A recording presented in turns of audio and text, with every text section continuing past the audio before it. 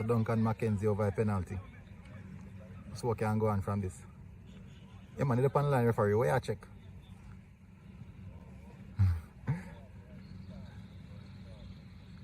Spotty ball. Looking at advantage, Duncan. Come over, keeper. Watch the ball. Watch the ball. Look on him in shoulder. Look on his shoulder. Look on his shoulder. Well done.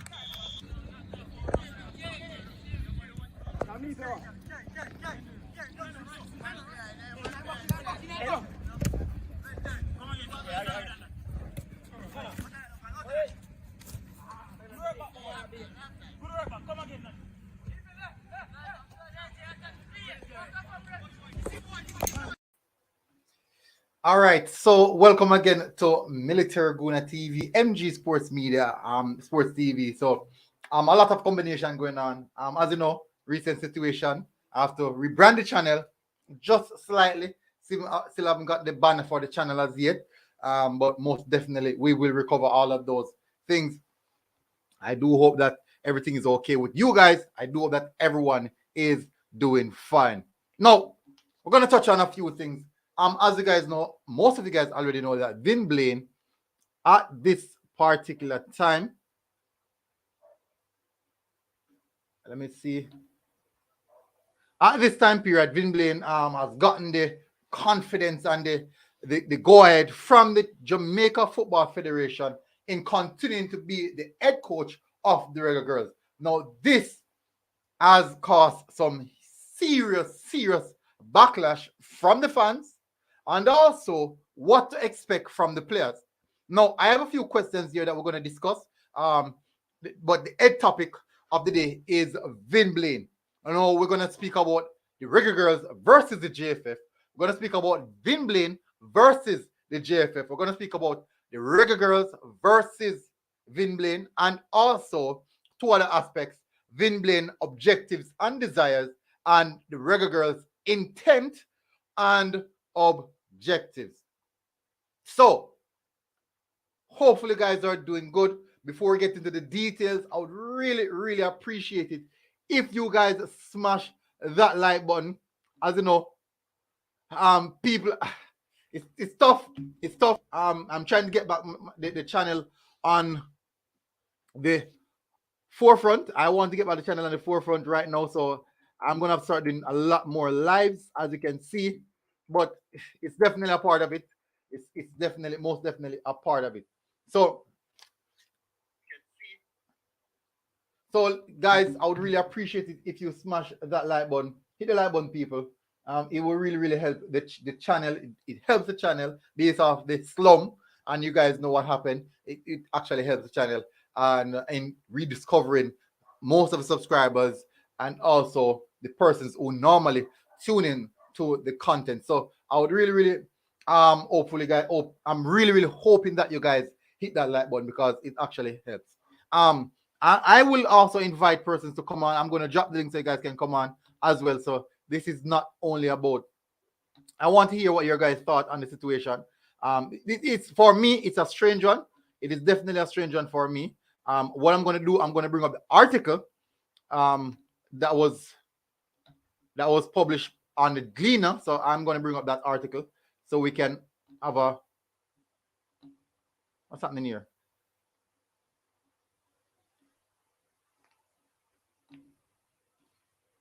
I'm having problems accessing the article. I'm not sure. It seems like it seems as if everything was logged out of my. But anyways, I'm going to bring it up on the normal page. So give me a second, people. You.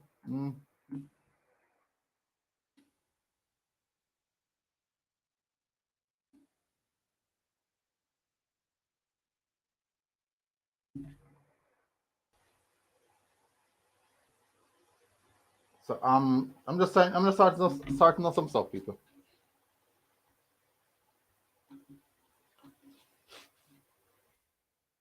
I'm searching for the article right now. Good. All right, so I just found it. I just found the article. So I'm going to screen share it.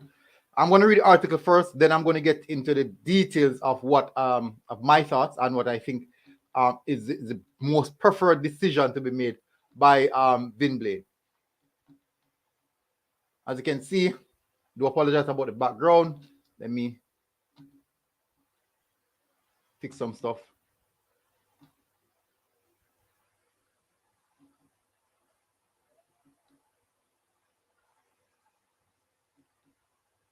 Good. All right. So let's get into the article. I don't need to waste any more time. We're gonna get into the article. All right. So then, Mark Chambers, big up Mark Chambers said, wrong, not wise to be in charge when they don't want to. I agree on that. Tennessee said, pick up MG Sports, pick up Tennessee. King up the killer said, up the G, we growing stronger. Big up. So let's get into the details. All right. So Vin Blaine states, this is what the article says. Vin Blaine says, the JFF board has accepted the recommendation of the JFF Technical and Development Committee to retain the technical staff of the senior women's national team, including head coach Vin Blaine.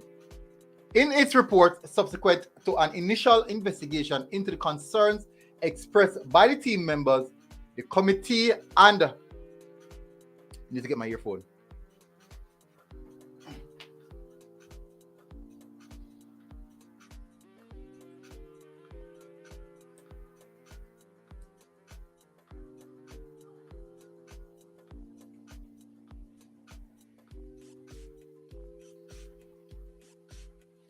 But I don't want to have any feedback right here.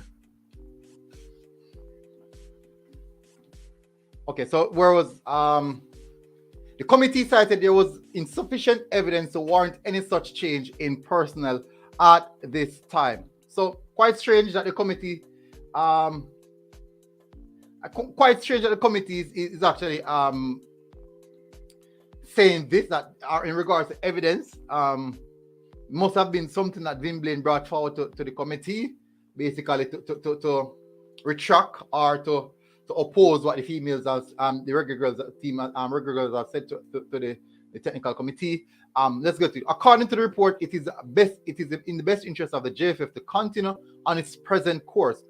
With the current coaching staff, there were coaching staff where the progress will be closely monitored and evaluated periodically.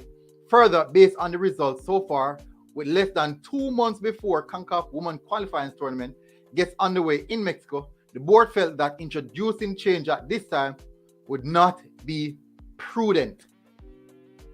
All right, so quite strange for me. I think it's quite strange because as most of you guys would have known that the technical committee did say that before the Gold Cup they wanted Tapa out, and JFF did not accepted that. That's before the Gold Cup. They wanted Tapa out. That's before the Gold Cup. They wanted Tapa out, and JFF did not accept that. Now, surprisingly, the technical committee again come with a initiative stating that they want to keep this current coach.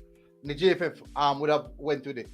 Now, surprisingly, with Tapa, I don't really hear any situation where the players were against him or come out publicly speaking against him and in regards to coaching the team. And then now, surprisingly, they stuck with him. No, we have a situation where the players spoke out against the coach and they stuck with him again. So it's two different scenarios with the same end result. Now, if you should compare the two different scenarios, you will find some very contrasting opinions. You'll find some very contrasting ideologies. But at the forefront, I think that the JFF is the one who makes the final decision where the buck stops. Now, let's get back to the girls. I'm going to start off with the first title that I have. The Girls versus the JFF. All right, so IMAX, big up IMAX. Why not explain the act and how to avoid it if it does happen, how to recover it? What would be would that be helpful? That's I can't do that now. That's not for now. I did a video specifically speaking about what happened from about Monday. I did that video. I think it was Monday. I can't do that now. Tennessee said I can't see him staying MG Sports. Lloyd O'Connor said ambivalent on this decision. MG, on one hand, you can't have the patients running the asylum. On the other hand, a coach cannot be effective if he loses the dressing room. As that is true. That is 100% true. Shane Stewart said foolishness. This I agree. I definitely agree. I don't understand the whole concept of what's happening around it, but I do think that there are too many discussion, too many things are being said. It seems as if there are third parties involved. It gives a feeling of a third party involvement, and that is the reason why the decision has become so iffy, I would say, because of the third party involvement. And it's difficult to go on. I think it's tough on Vin Blaine. I think it's tough on Vin Blaine. First of all, I was wondering what was the situation surrounding Vin Blaine, and how did they come to the conclusion, and why would they come to the conclusion at this point in time? If that's the case, at the point in time when there was an issue with Bubsy, why not? Well, as I said, they mentioned a few things, but did Vin Blaine really had enough time for them to come up with this solid case to say that this is a situation? Undoubtedly, this is a situation, and we cannot go forward because of these aspects. Now, if you should look at the previous results, the results says something different. That's the thing. The results say something different. Performances as well. I'm not saying that the girls are performing at the highest level or anything like that, but what I'm saying is that it was fair enough. It was something that you could see and understand, most definitely. But just surprising that this would have come out in that aspect. All right. So Stuart said foolishness. Shane Stewart again said the girls know what they need, and know this man is not the right person for the job. Javon Clay said if JFF have no grounds to fire him, they would have to pay him a lot of money if they do. All right. So let's first discuss the Reggae Girlz versus the JFF.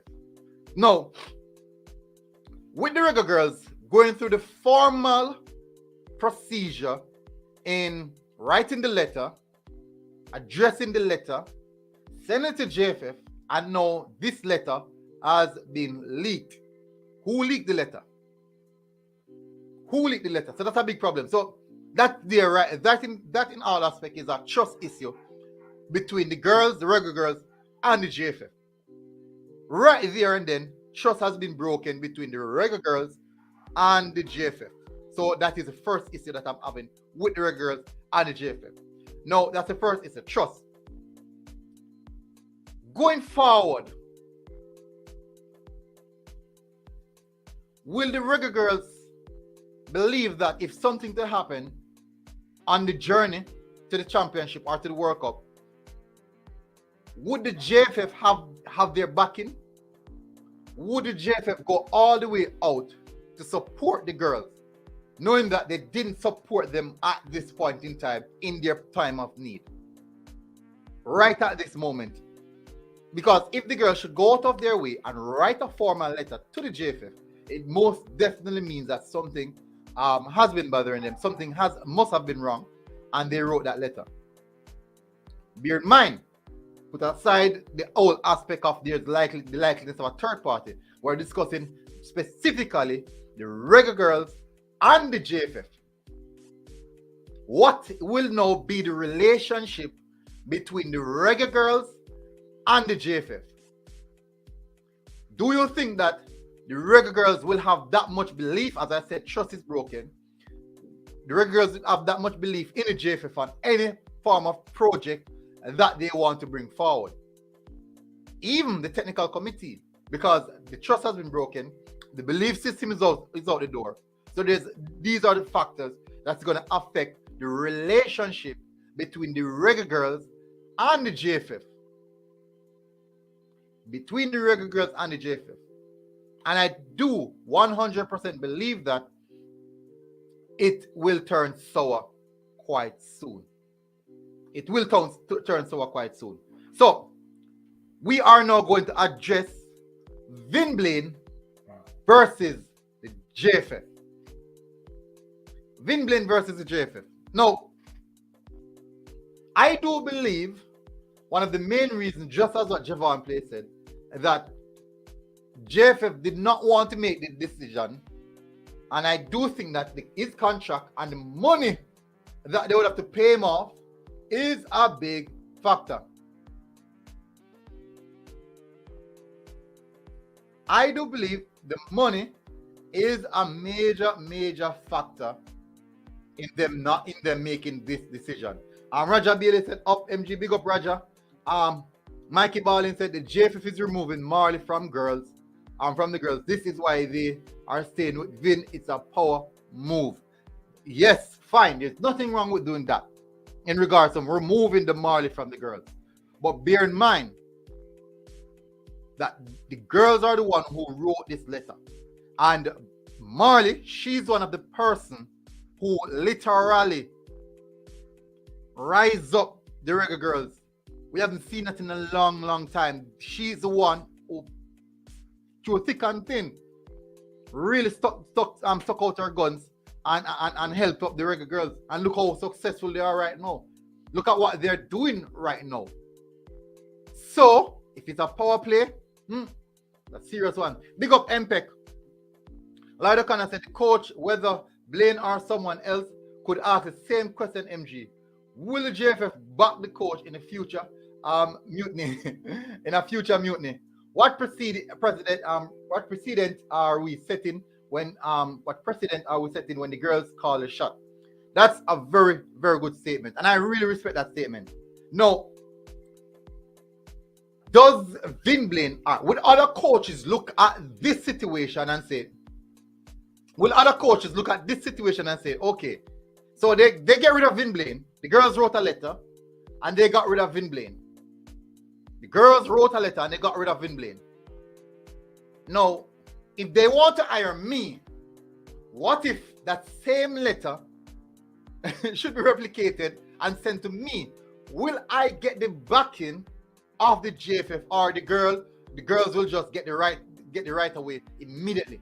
Will they be the one to just get the right away immediately? So these are aspects in which many people are looking at this moment. Now, it is totally fine for the coach and the players to have that level of rapport, but I still believe that there should be some form of professionalism, that this is not a friend thing. This is not a matter of friend thing. This is a business. And the whole aspect of this business is to achieve the World Cup. So some of the time, our feelings and emotions and what we think doesn't make any sense because it does not benefit the business aspect of it. Now remember, the problem I'm having now is this. The power play that is going on has nothing to do with the Reggae Girlz. So how did they get mixed up in all of this? If there's a power play between Marley and the Reggae and the JFF, the common denominator is the Reggae Girlz, and what's best to use, right? The Reggae Girlz will be the tool. Tough. It's a tough situation to be in. I'm being honest. That is a tough situation to be in at this point in time. Let me take some more comments before I continue. IMAX said, indeed, the money might be a factor, but what would you rather? Not making the World Cup and getting paid, or pay him off with a lawsuit maybe close by? All right, so making the World Cup is the main objective. That is the main objective, making the World Cup. And if Coach Vin Blaine has provided or proven that he has the requisite skill set for to make the team make the World Cup, or to guide the team to the World Cup, I do believe that the JFF will be in his corner. The problem is this now. It is not only on or solely down to the coach. The players play a big part in that because the players can down tool. The problem with this is that if the players decide to down tool, the fans will know, the JFF will know, everyone will know. You can clearly see if the players decided that they want to down tool. Now, the players wrote a list of things that they think would be important or are missing in the in the coaching element of what Vin Blaine brought to. Now, when I listen to the voice note that the recording that the interview that Vin Blaine did, he specifically highlights some of the stuff that the girls highlighted. That these are some of the stuff that we did. These are some of the stuff we ran through. He did highlight some of those stuff. But when you look in the letter, these are the same things that the girls are saying are missing, which I think is quite contrary, or could I put it now? Controversial, I would say. Yeah, I think it's quite controversial because these are some of the same issues that he highlighted. Jason Kirby said Vin Blaine leaving the job should never have been a concern. Who would have taken the spot? In the eyes of the JFF, Reggae Girlz are the less marketable and than the male counterpart so far than anything goes. No, the situation is like you can't all look at it that way. Jason Kirby. Let's look at it this way. At this point in time, the Reggae Girlz, they look more likely to meet the main objective than the Reggae Boyz. The Reggae Boyz didn't meet for them. They didn't meet it. But the Reggae Girlz, they look likely to meet their objectives at this point in time. So I do think that they should get the full backing, 100%. And if they believe that there are aspects that are lacking in their preparation, I do 100% believe that aspect should be fixed. They know what it takes. They believe what it takes. They believe in themselves. They know what it takes. They have been in professional environment, so they're not used to mediocre situations or environment. They understand what the professional environment should be like. They understand what the professional training setup should be like. So it's not really an easy one that they can say 1 + 1 = 2. Everton just said MG, it's all about the money. They would need to pay Vin Blaine to have him step aside. Let Sidela and whomever is pushing to fire the coach pay off his contract. I know easy. Not so easy still. And that's not how it goes. Tennessee said these are the same man who can't get sponsorship for the male team. Quite so. No, sir, Marley Afilukso, Mikey Ballin said they signed a letter. Yeah, they all signed a letter. I must have said, yes, I do agree, but the players don't believe in him. That is where the problem comes in. Because if the players don't believe in him, I do believe that the players will down tool. And there must be something as well for the players to really. It's the case in which the players have a more tight-knit relationship with Marley or with the coach. And if they don't believe in the coach, it's difficult for the players and the coach to maintain that relationship. So let's go to the last aspect of it now. No, not the last one, but the other one is the girls versus Vin Blaine. How do they coincide? How do they coexist in the same team? After that letter, that embarrassing letter to the coach, that's how the coach would view it, as an embarrassment to him. I do think that it's going to be difficult for the coach to say anything to any player, to command that level of respect in the dressing room. It's going to be quite difficult to coexist. It's going to be difficult for them to operate in the same environment. There's going to be some form of dissent. There will be some form of dissent, some form of down tooling, and I do think that definitely can foster some level of you know when you put a band-aid over a bad cut, and it just take time to develop into a are very, very sore. Yeah, it's something similar to that situation where they just cover it up and then it just fosters and get really, really bad in the back end. And then now everything will just like there's a big outpour of dissent and embarrassment, and it's turned out to be something. It's just setting itself up to be something really, really bad. Mikey Ballison, let's see how many Reggae Girlz it's going to accept. It's going to accept the call. Then we'll see how many girls put Jamaica first over. So, I do think that they will accept the call. I do think that they will take the call. I 100% believe that they will take the call. Nonetheless, it's important for them. It's important for them to look at other factors, because what they're doing is not for themselves. Playing for the national team is not for themselves, but they also are thinking about their best interest and also the nation's best interest. And they do believe that the nation's best interest is to not go forward with this coach because he won't take us to that next level. As fans, I do think that we should side with the girls on that. Remember, if the Reggae Boyz did came out earlier and said that, hey, we can't work with Tapper Whitmore, hey, you can tell her, entire fan base, hey, get him out, no.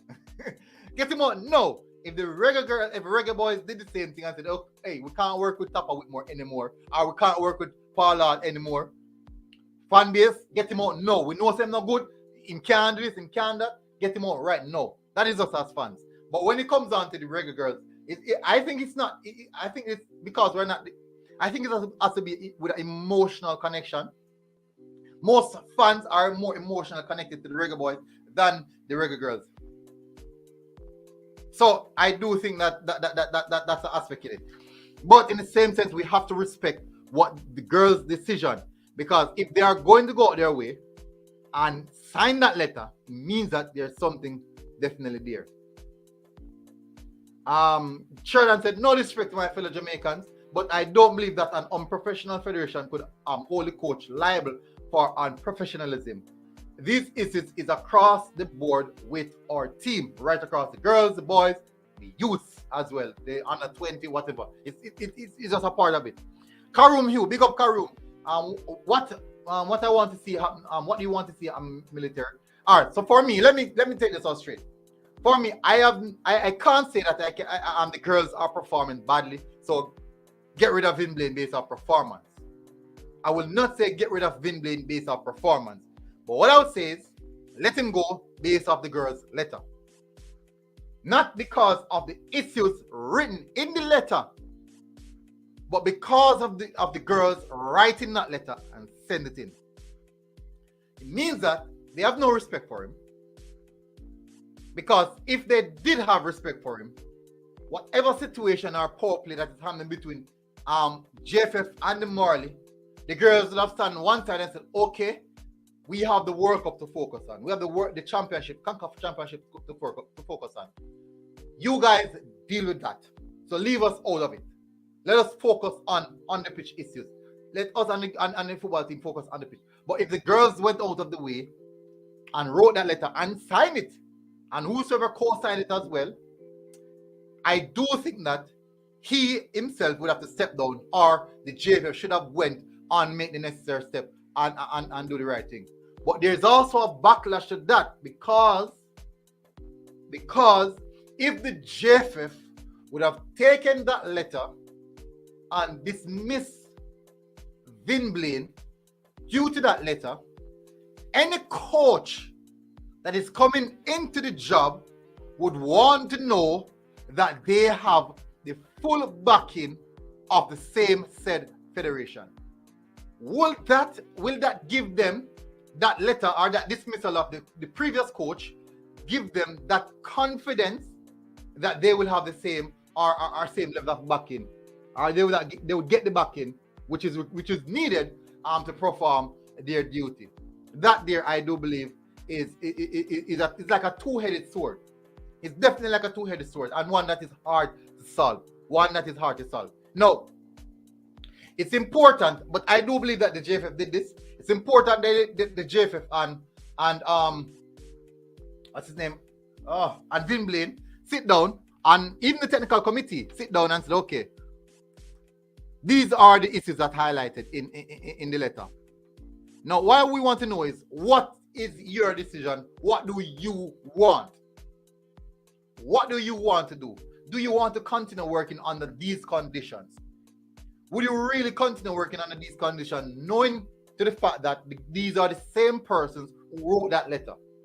What's going to happen when something maybe more atrocious comes out involving your name? What then? And then you will hear that we wrote the letter telling you guys about these types of situations. You guys didn't act on that, and now this came out. So we should now have all the power. So the girls would have the power. So JFF wants to have the power in their hands by retaining the coach, which is not a bad move. Not a bad move. It shows that they back the coach, and it also shows that future coaches that the JFF have a backbone. That's what they're saying. And you should not give the power to the players. And that's not something you really want to do, still. That's not something that you really want to do. But nevertheless, you should still listen to the players. Now, the important part of the discussion is this. The investigation showed that let me see if I can bring that part up. I do think that's an important aspect of it. When they said that the technical committee did their investigation.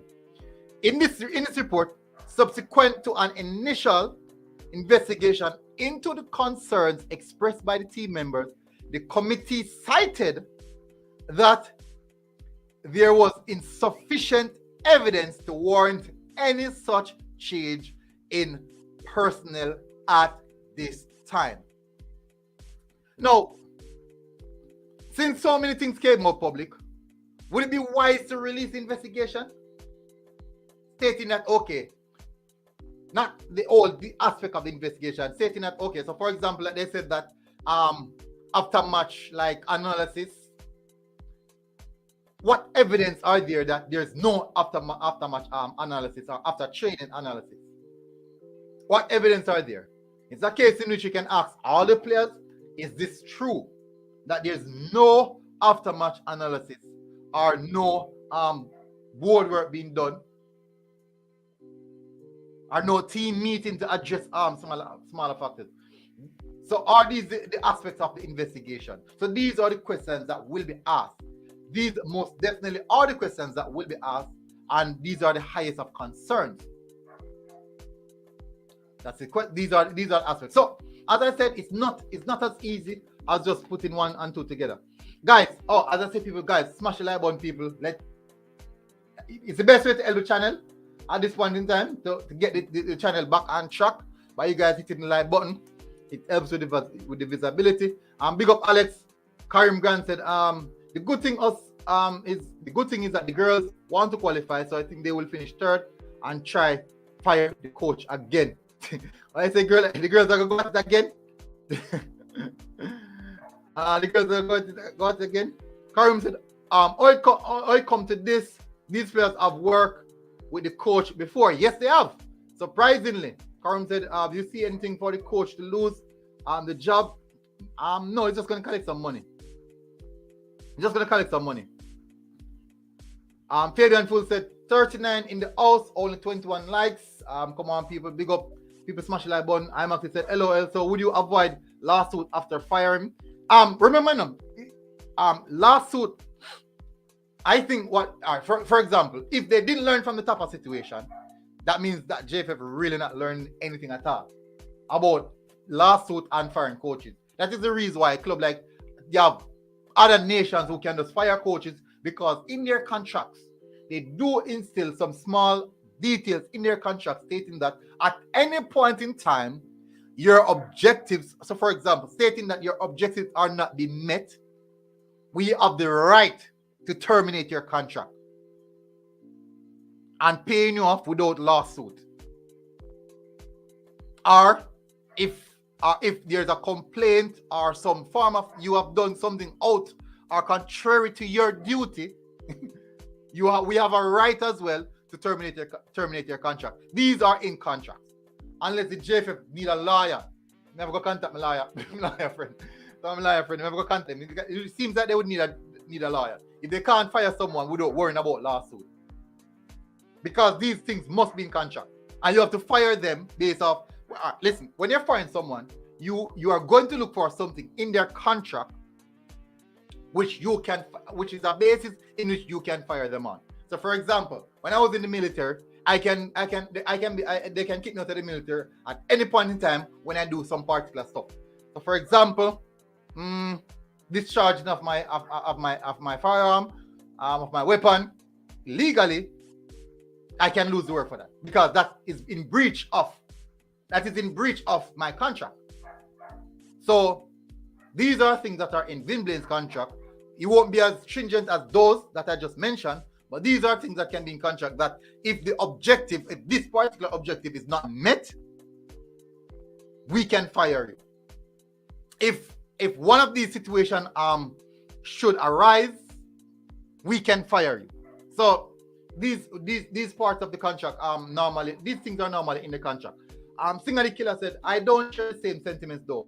I think there's an external force behind. Yes, I do think so. There's a third party. I think I get the feeling of a third party behind the letter written. Because coaching girls national team so far so good. His track record is good so far. And it's not just now. He has a good track record overall. So this one is really surprising. Duckland said, a two-headed sword? Yes. So for example, two-sided blade. Two-sided blade or two-sided sword. So it's sword sharp on two sides, basically. Double-headed. Yes. Thank you very much for clearing up for me, Duckland. Yes, that's exactly what I'm trying to say. So there's two means to the same cause. Alan Carr said, MG, did you know that Vin knows that the girls don't want him as a coach in the first place and JFF still bringing him same way? I never knew that. No, the thing is, this is the question, right? If you work, for me, because I've been in power of authority, a position of authority, I've had power. If someone is going to employ me, it is as a manager. If someone is going to employ me as a manager, a business is going to employ me as a manager, the business said, okay, now first of all, we know your track record. You have a very outstanding track record. But we also know your track record with your workers, that most of your workers don't like you because of how aggressive you are, how punctual you are, all of these factors. But these factors are in the best interest of business for the business to be successful. So for example, when I was in the military, right, and I had assumed the commander position, and I'm in charge of, like, say 60 soldiers. I'm dealing with the administration of 60 soldiers in regards to setting them on duties and all these things. Most of the times 90% of the soldiers won't like me because I'm the one who's structuring the duty, and they're going to feel that I'm dealing the duty unfairly. Even when I'm doing it at the best of my ability, they won't like me. But guess what? The persons above me know, and my sole duty is meeting a particular objective, and I am meeting that objective. So it's not a matter of I want everyone to like me, but guess what? We are meeting the objective, which is the most important part. So if the JFF know that, okay, Vin Blaine, the girls don't like Vin Blaine, they don't want Vin Blaine to come in. But Vin Blaine's track record is immaculate, which means that he can get the job done. So you're going to say, okay, do you want to get the job done, or you want to work with the girls, what the girls think or what the girls feel? It's about getting the job done or do what the girls feel. What do you want? So for every situation in this particular incident, there's two causes. There's two variables coming from the one point for every situation. So it's not as easy. Up and running, so big up. One thing I can say for sure, if the coach say Jamaica won't qualify for this World Cup, and it looks like the under 20 is underprepared. What gives you the idea that the under 20 is underprepared? What tells you that the under 20 is underprepared? Karim said, you think a sit down with coach and captain and the vice captain and technical committee find a solution? And what do you think about that, military? That is the best way going forward. All right. Technical committee, the head of the technical committee, the president, vice president, the captain, the vice captain, and Marley sit down, and also the coach sit down and say, okay, let us clarify the situation. What is the situation? Let's come to a reasonable conclusion.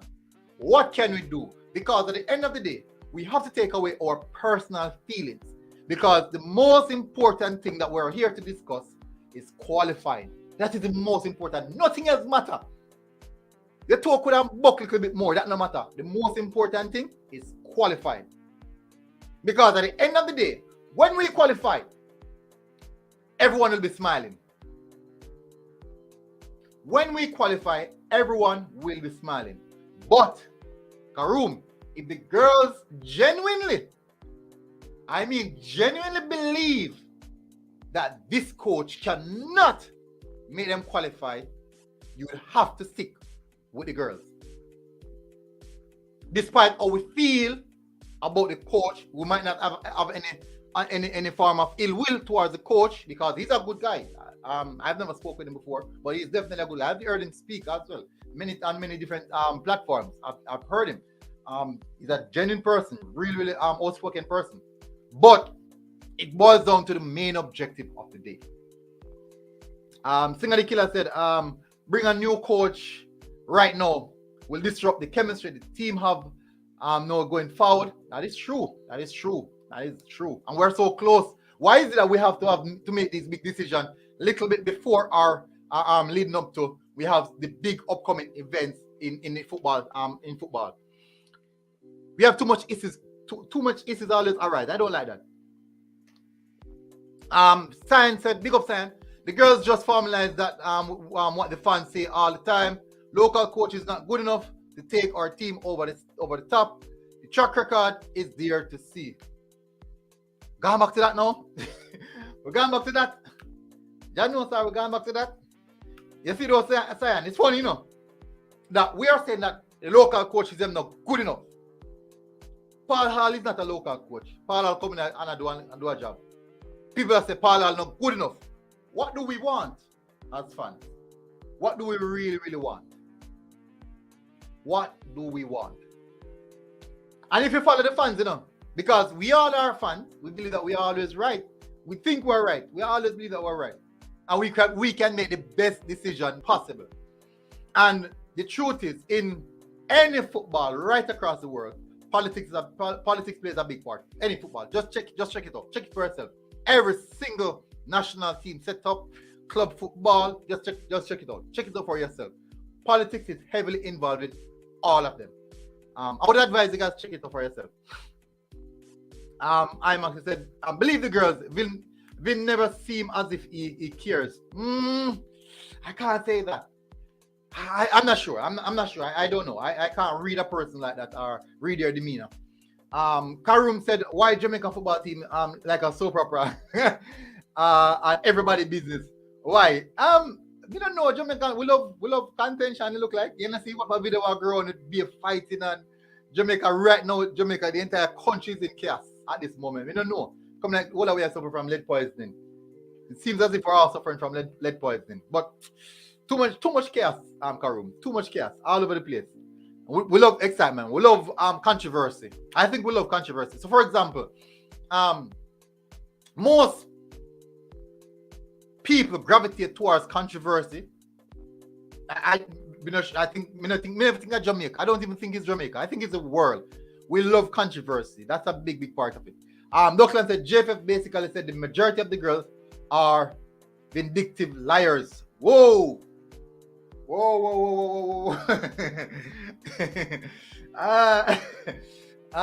JFF basically said that the majority of the girls are vindictive liars. In an aspect that is true, in an aspect that is true, because they're saying that all those reports of training session issues, video, what call no? Video analysis issues are all true. And JFF is now saying that you guys are lying. You guys are getting that. You guys are lying. You guys are getting that. So that's basically what's happening right now. I'm actually saying, in terms of worldwide standards, he seems to always think his way. What would lead you to say that? I'm not sure what would lead you to say that. What remarks would he have said for you to say that? The girls perform based on the weak competition, and it's good enough to know what they need for the next round. Sure, but that alone can't do it. But clearly we have not done that yet. Definitely, we have a lot more work to do as well in regards to on the pitch. Island Car said, if Vin loves Jamaica, he should leave the team alone. Tough things it's tough for him now, because what if the case in which he himself believes that he can do it and he wants to do it? What do you do then? I don't think he will leave because of that. If he believes that he can get the job done, I highly doubt that he will leave. Javon Play said Vin might still walk away. We will hear his decision later today. I think that for me personally, my perspective from what I've read from the situation, I do believe that he will walk. It's giving me the vibe that he is going to walk. That is the vibe that I'm getting. And the reason for that is I don't think anyone will want to work in an environment or be in an environment that they are not appreciated, or the work that you're doing is not accepted or just the same appreciated. Upon Running said, I strongly believe that our local coaches should not coach only of our senior teams. Most of them are not knowledgeable or qualified enough to bring our teams to the next level. All right, so basically, first of all, I can't disagree with what you're saying in regards to knowledge and coaching badge. I cannot disregard that. I cannot disagree with it as well. Most definitely. But I'm not sure in regards to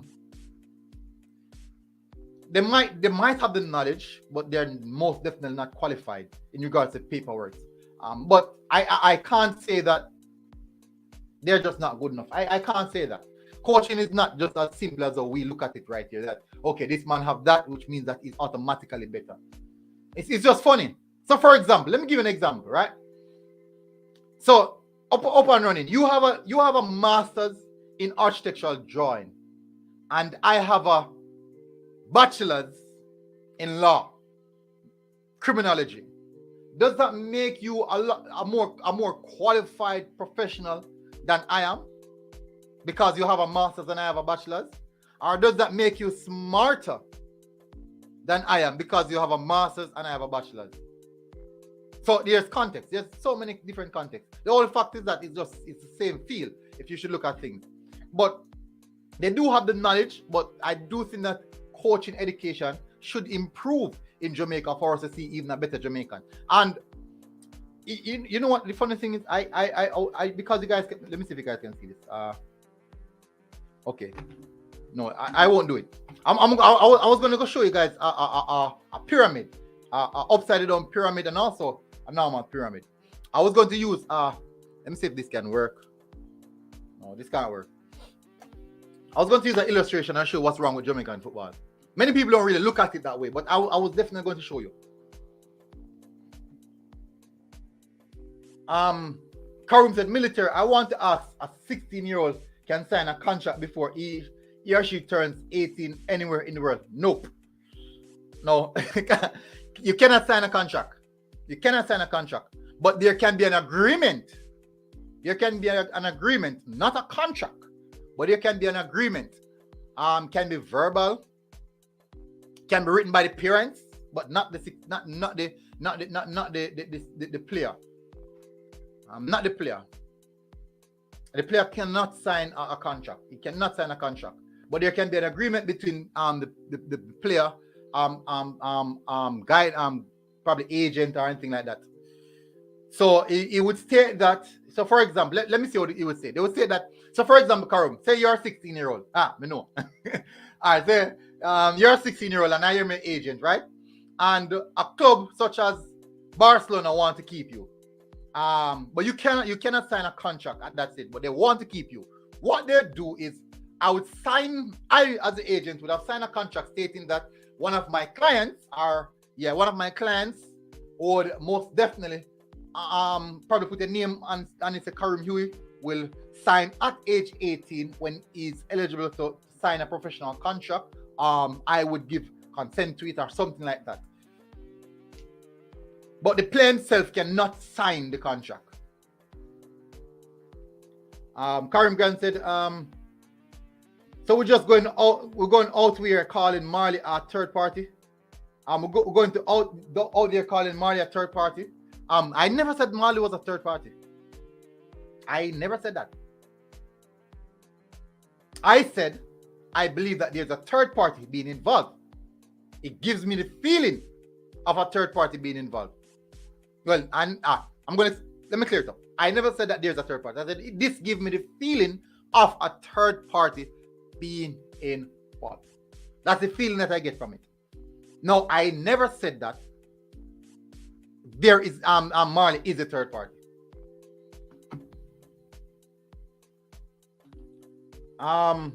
Cyan said, blows and skirt. Blows and skirt. As of far the comment there. Vin is a temporary coach whose contract probably does not go beyond qualifying. I do not see a big cost or lawsuit. It's not so easy. He's actually interim, right? Isn't he interim until I think he's interim, right? Fresh God said, this is only cause more trouble. This will only cause more trouble if he stays. Agree. Fabian Full said, if the player's not playing for the coach, it makes no sense. You don't have to play for the coach, no play for the country.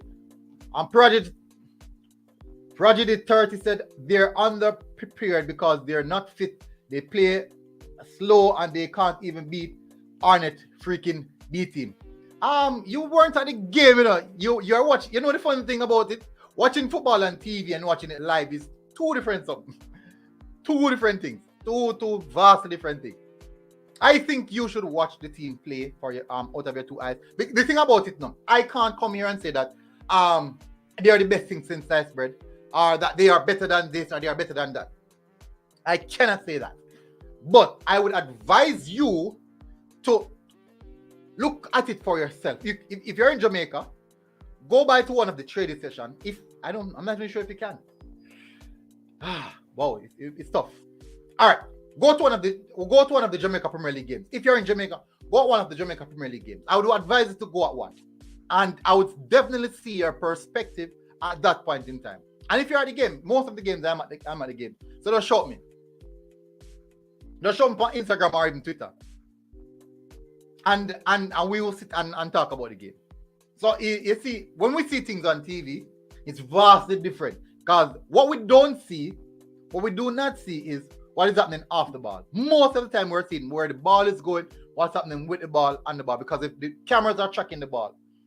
But off the ball, you see a lot more things happening. You're going to see which player is better off the ball. You're going to see which of the players, the movement of some of the players.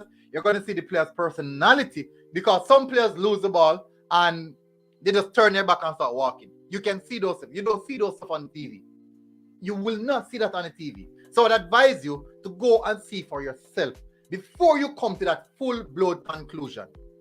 I would advise. So don't take my word for it. Do not take my word for it. See for yourself. I would advise you. See for yourself. It's the best thing I can give you. It's the best advice I can give you. Because I cannot convince you if you already come to a pre-narrative. So the JFF is leaving it up to Vin to decide. He's smart enough to know when women despise you. Hey, Sayad. That you are doomed. Hey. Big up Jairus. Fair point, but the next step. It's completely hard. So the objective should change and you wouldn't know if he's the correct person or for the job. No, the thing is that is the reason why you have to believe in what the girl said. Despite I might think that I might get the feeling of there might be a third party, I cannot look past the fact that the girls wrote it and co-signed it. I cannot look past that.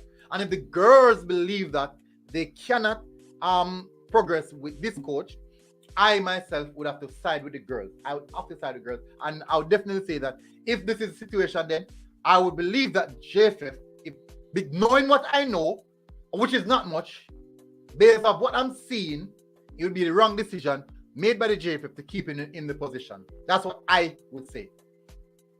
Due to the fact that I don't know what is happening in the JFF, I don't know who is talking to who, I don't know what the JFF know, I don't know what Vin Blaine knows, I don't know what the girls know, but I have to take that letter as gospel. I have to take it that way. That letter signifies everything. It means everything. And the girls write it. Girls know what they want, and we should stick by the girls. Just the same as if the boys, the Reggae Boyz did wrote a letter, and anyone to coach them, we would stick by them. So I would most definitely have to stick by what the girls are saying. So it boils down to what Vin Blaine, the coach, is going to do. Alan Carter, MG, what track record does Vin Blaine have?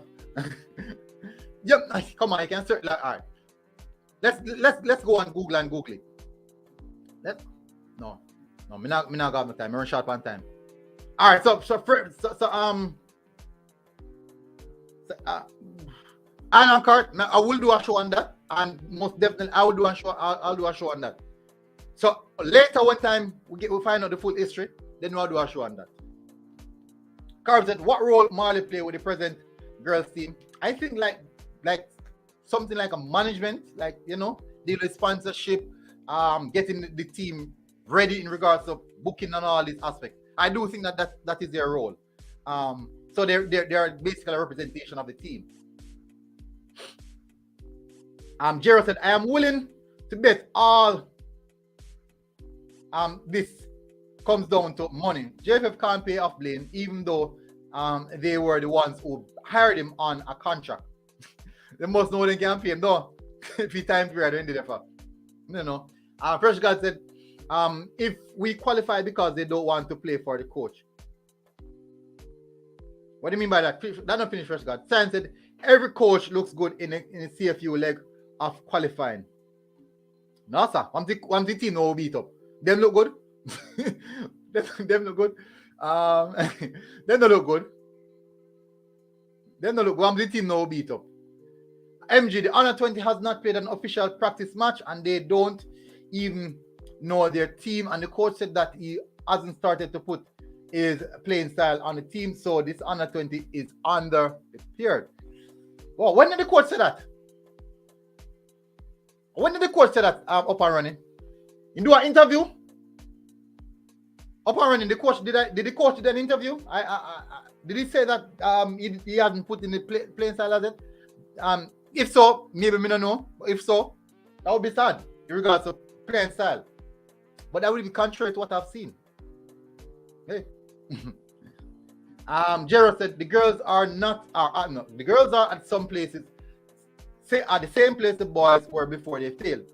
Beating weak opponents largely unconvincingly is no indication we will do well in the next round.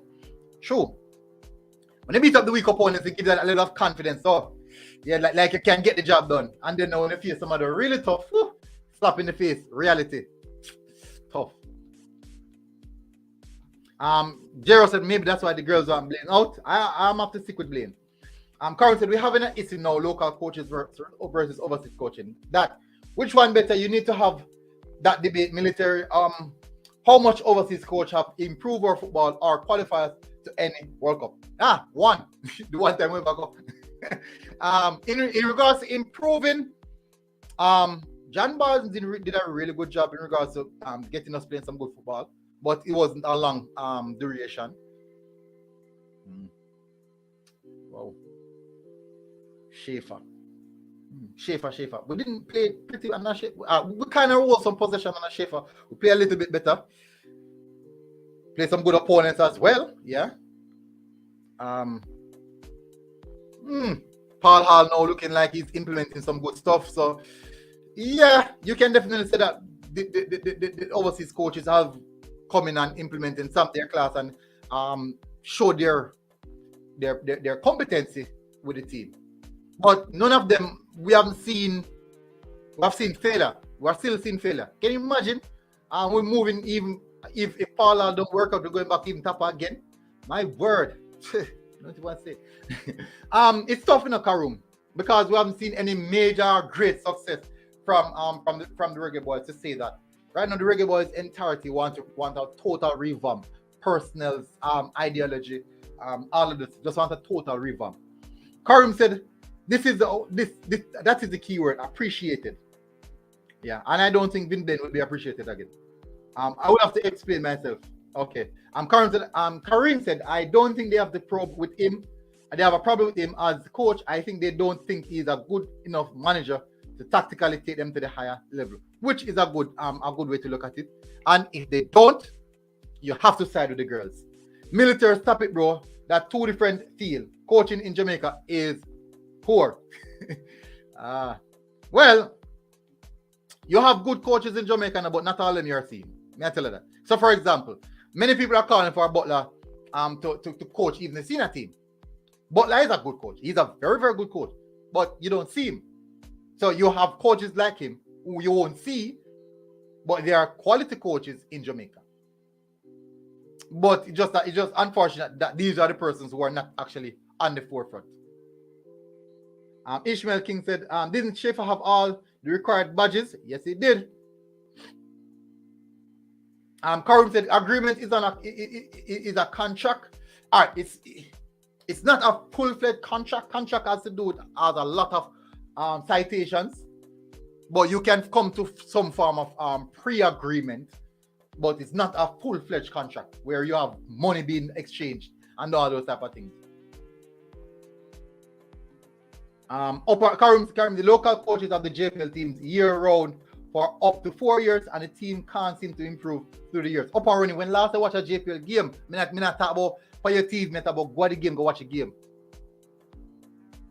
Many people have a lot of things to say about the JPL now, and not even watch it. It's tough. Tough. Sion said, what say Sion? Sion. There's book and technical knowledge. Some people can talk, but actually expressing and teaching is different. 100%. They have all that knowledge in their head and cannot pass it on. 100%. I agree with that. And even some bright people too can't pass on the knowledge. Like me. I don't think I can be a teacher. No, maybe I can, but no, I wouldn't.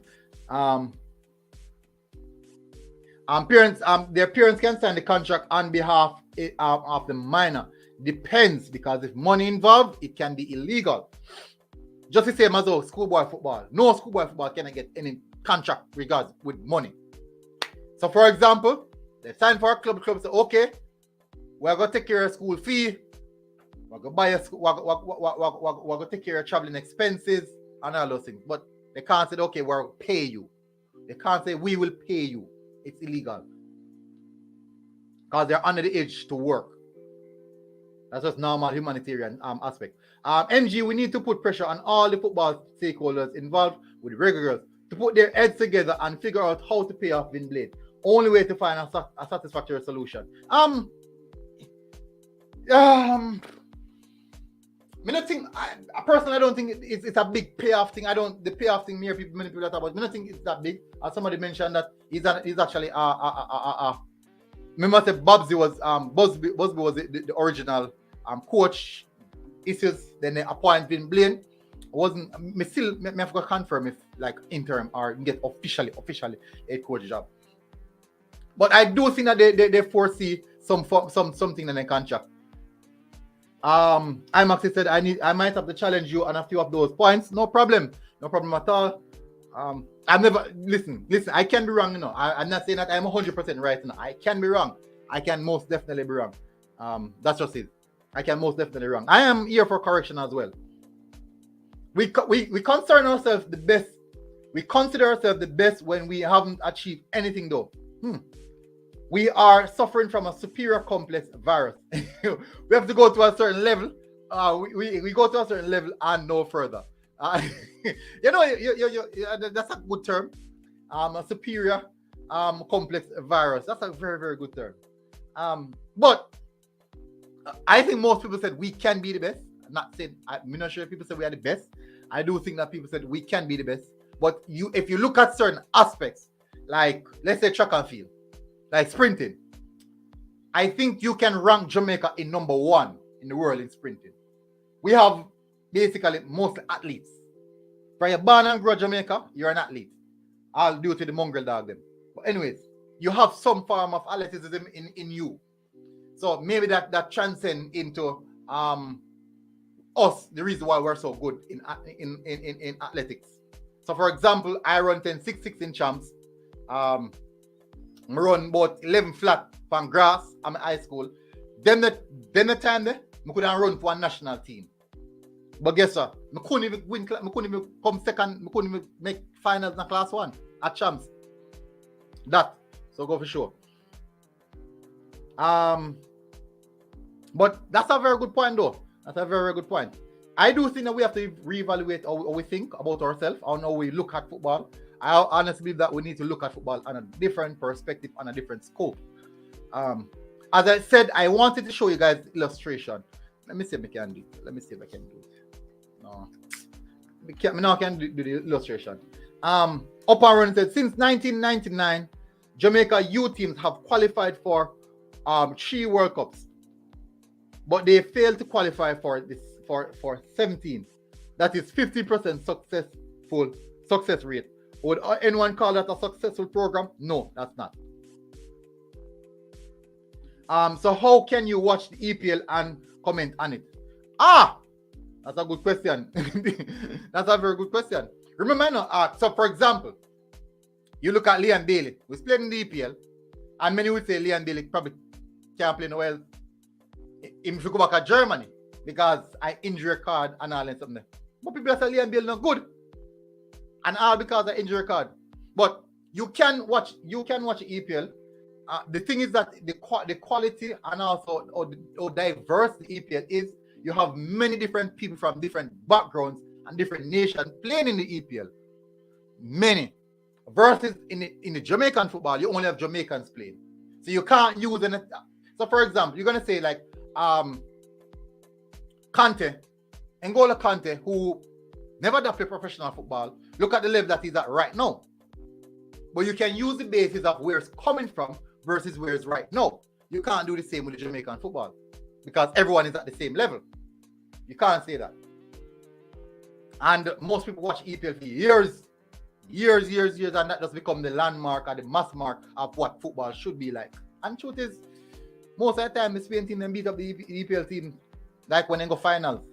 They check the European trophies. Them most of the European trophies titles are in the EPL, are in the La Liga. So there's a major contrast in that.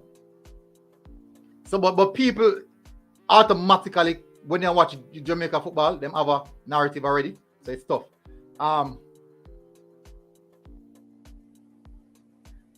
Sian said Arnett B team slides through the under 20s like they were not on the pitch. All right, so if you should watch the game three times, there's 3 different changes. There were the A team, B team, A team, and check out the results. A team, B team. I think A team, B team. I think go. A team, B team, or A team mix, B team mix, then full A team. I think that's how you go. Karim said, but military, I've never watched the Champions League with my own eyes. I have never done it as well. And the quality is quite good. NG, so yeah, so like you're trying to convince people that our JPL is in good standing when the league is ranked 12 behind Dominican Republic and Haiti. Me never say that. I never said that it's in good standing or it is the best. But I'm saying that the amount that downplaying or disrespect you get, I don't think that you really, really deserve that. Military, where else Jamaica coaches play their words? Nowhere else. Only in CONCACAF, like some of them will play in the CONCACAF region. But remember, like if you like a Coley and the man, they were gone on the Egypt side of things. I think Egypt are one down Qatar side. MJ, I disagree with you on watching the World Cup and seeing it in person. It's the same thing. There's no difference, so I don't know what you're saying. Remember, it's about perspective. It's about perspective, right? You might say you watch it on TV, and you see it live, and you have the same feeling, you have the same understanding. And then someone else say, okay, no, I watch it. So for example, you're watching it live, right? You're watching it live. And you see a particular player and said, you said that player is the most outstanding player. And then someone on the TV sees someone else and said, oh, no, that player is the most outstanding player. So it still has a lot to do with perspective. We were in a similar spot with the boys after the Gold Cup. JFF kept Tapper and it ended in disaster. Vin has lost the dressing room. What is the benefit of keeping him? JFF too spineless. And maybe they want to show some spine as well, that they are in control. Maybe that's one of the things. They want to show that they are in control. So that could be the reason why they are sticking to their guns. I'm sure said you're talking about one sport. Why say we haven't achieved anything? Karim Hughes said, how much more trial the under 20 game team have? I don't think there's any more trials. I think the trials are complete now. The trials are complete. I just refining session them in now. And they actually started that already. MG, how the hell under 20 team get talk dog walk over a JPL team?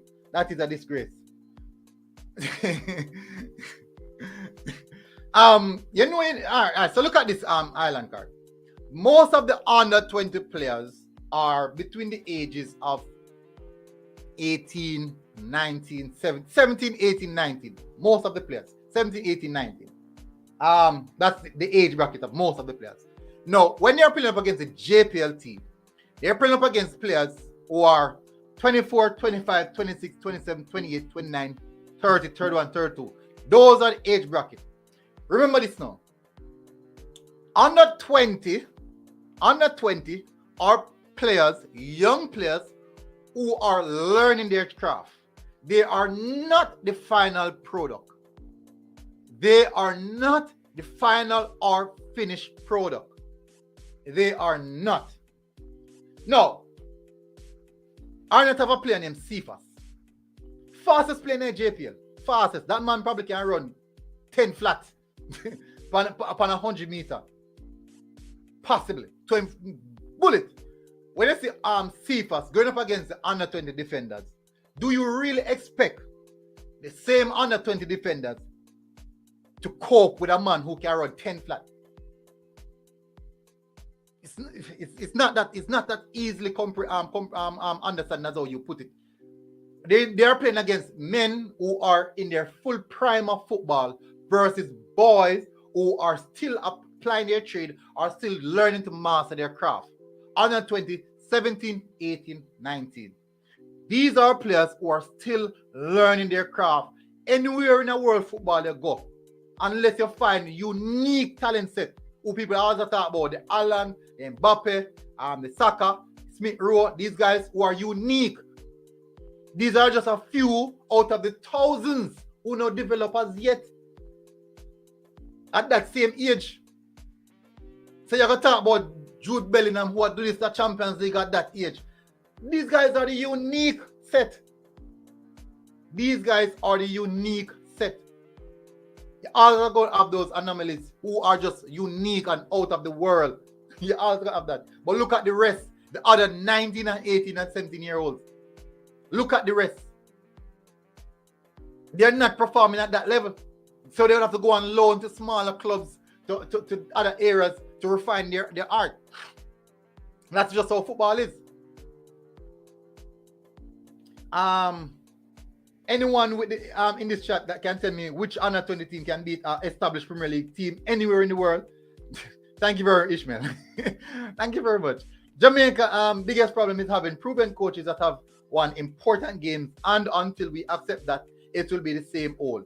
Good step, Aaron Paul Hall with the education, but nothing is guaranteed. Nothing at all. But matter we have Schaefer, and we still never gonna work up.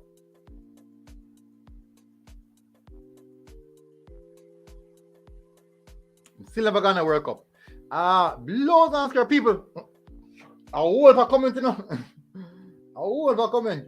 Alan Carter, MG, all local coaches should be banned from coaching any national team. All right. So, all right, so me I go for 15 more minutes. I go drop the link. I go for 15 more minutes. Me I drop the link. Uh, me go drop the link. Me I go for 15 more minutes. Uh, um, Science, I beg to disagree on good coaches in JA. Butler need to coach in international a competition to convince me. Butler produce world of quality player. May I tell him? May I tell you some quality player. Currently, local coaches must be banned from coaching the national team. Jaja, you are kill dream.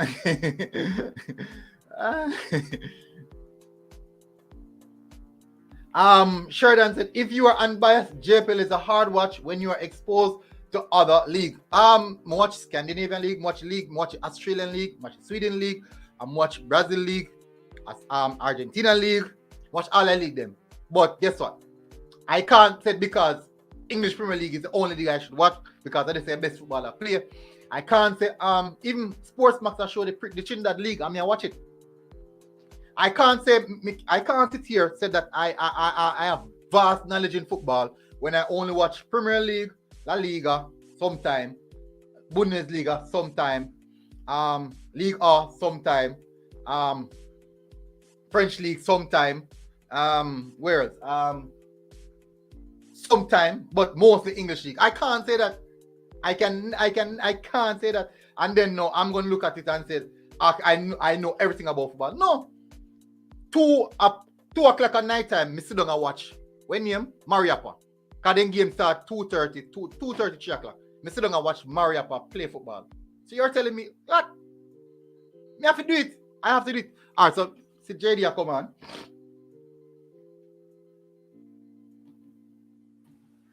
Bless up. Bless up, military. I have only a few points. I don't know if the others will come on because I said I wanted to challenge something. You said something about the good day, guys. Sorry about that, my manners. You said something about Vin Blaine, and I said I think by his statement he's not the most liked individuals to change his mentality. Because what he said at one point, I heard in an interview, he stated that some people talk about midfield like to drop a defensive central. You know the defensive problem central problem we always have. And he said no, he's going to go by his own way. And when it comes on to the damn rep game, and he came out admittingly stating that that's the problem. These are things that he said, you know. That in midfield it was too wide and the girls them weren't playing his way. But what if the girls them could not play that way because they used to a defensive central right behind him? So all I'm trying to say is sometimes he might force people to do things that they are not comfortable with. That's all I was trying to say, you know, but the text never did me justice. Okay.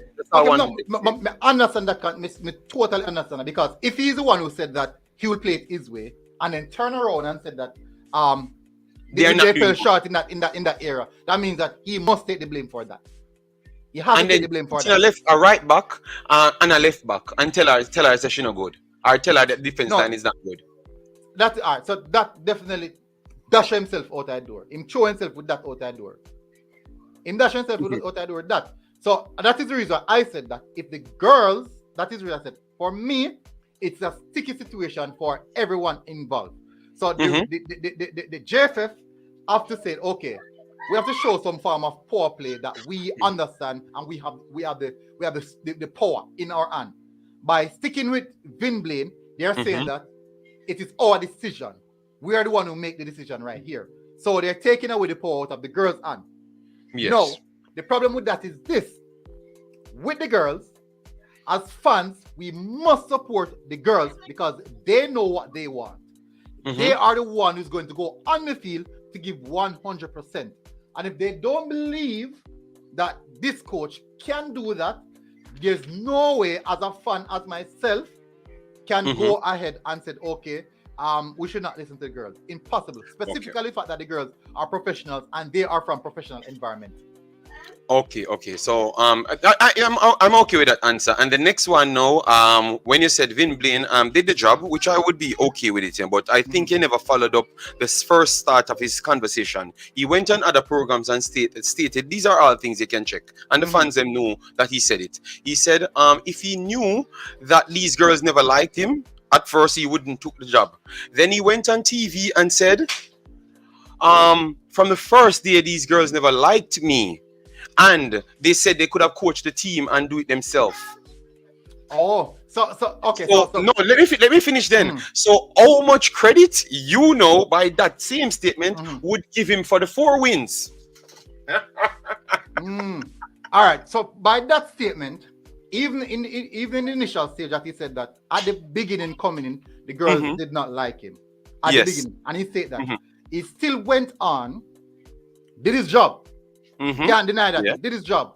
Even if we believe what we on the outside we say that he didn't do his job based off what the girls are saying right now. If the girls are saying that they could have done a better job, or they should actually do the job themselves, I don't think that is as easy as how they would say it, basically. Okay. But most definitely, if the girls are saying that and he's saying that the girl said that, it most likely means that this letter is 100% coming from the girls.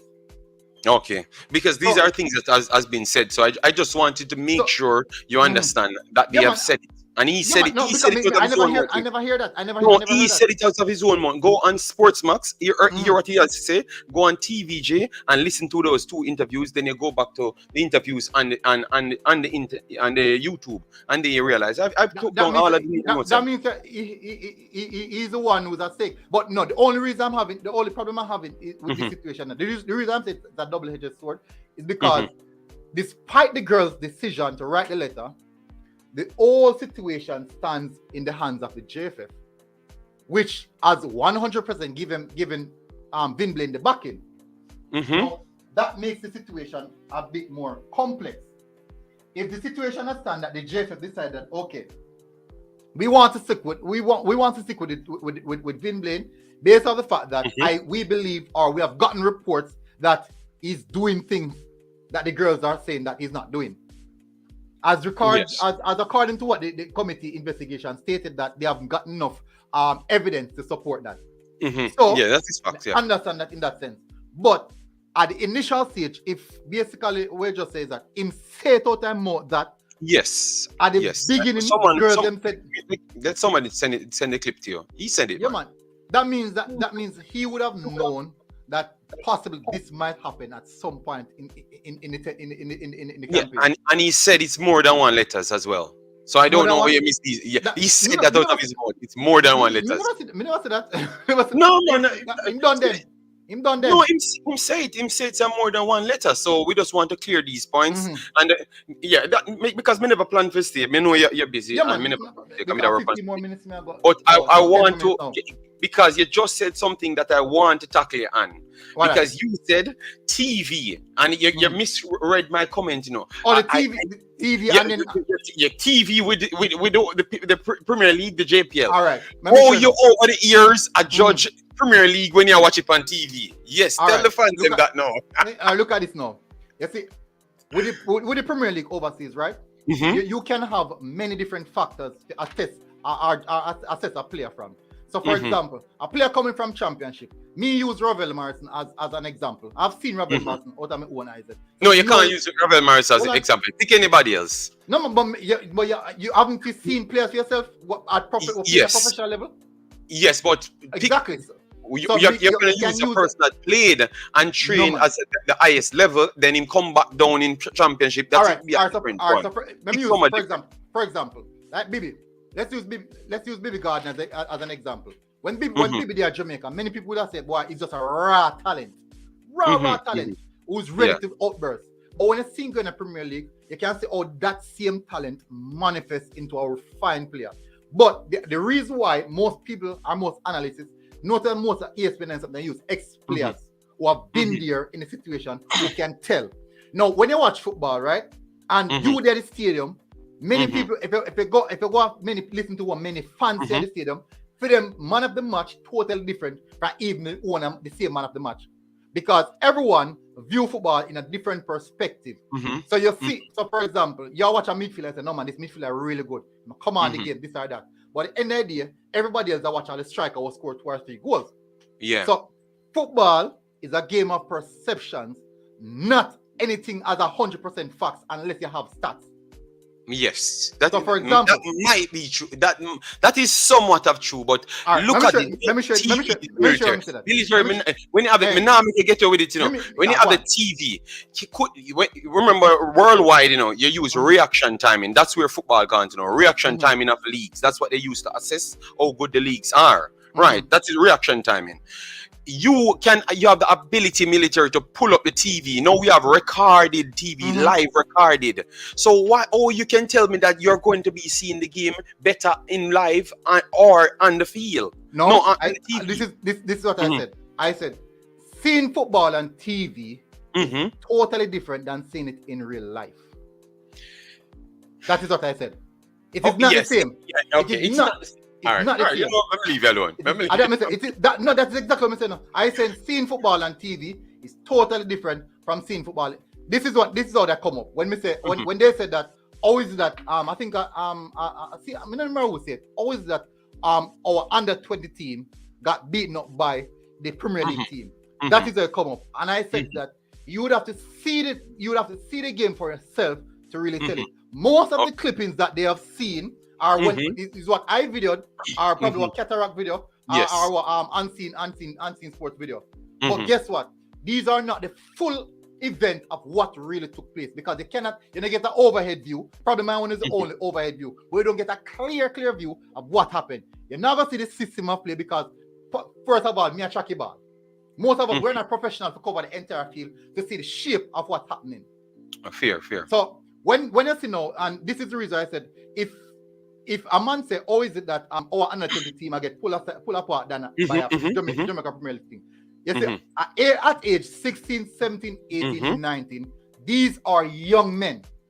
When I was 16, I could not run it. I could not run sub 11.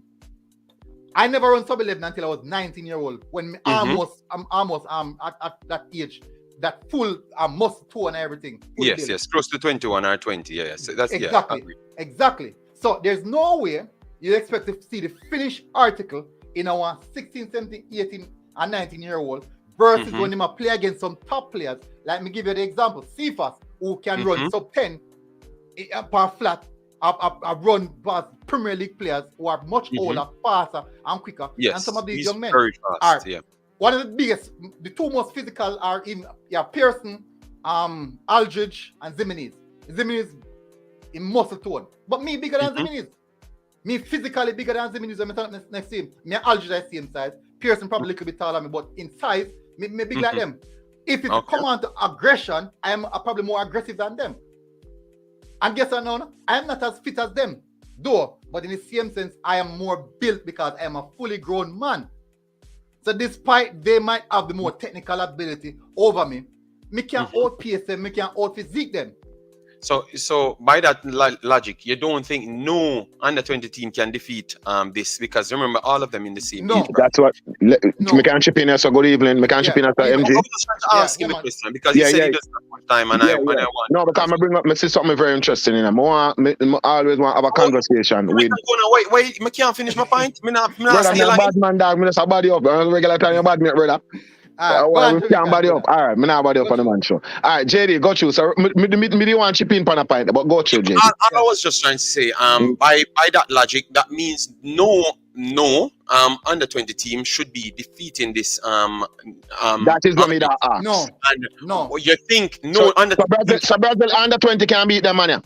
No, all right. Beat the Premier League. Beat Arnett Garden. No, don't use Brazil. Use USA, and then I will send. USA under 20 can beat Arnett Garden. All right. Quiet now. Listen. This is a no. Let me show you when I look at now. USA under 20 team up against which one the top MLS team? No. You can't use that. Ishmael style. Ishmael style. Hold on. You have to use it. All right. So for example, our under 20 team is mostly based. Some of these players are mostly based in the the JPL, are based off of the team we have right now. It was mostly JPL players. I never that mostly JPL players. I think the players them from Germany, the players them from US that play. That are the first team. The second game, which actually the complete team, and that the team they give Arnett Tony. I don't know if you see that. Because it was 3 phases. What a lot of people don't know. First 30 minutes, About first 30 minutes, I believe. First 35. First 35, first team mixed with some other players. Second team mixed with other players. Then the last team now was the complete first team. That was the team actually winning 2-0.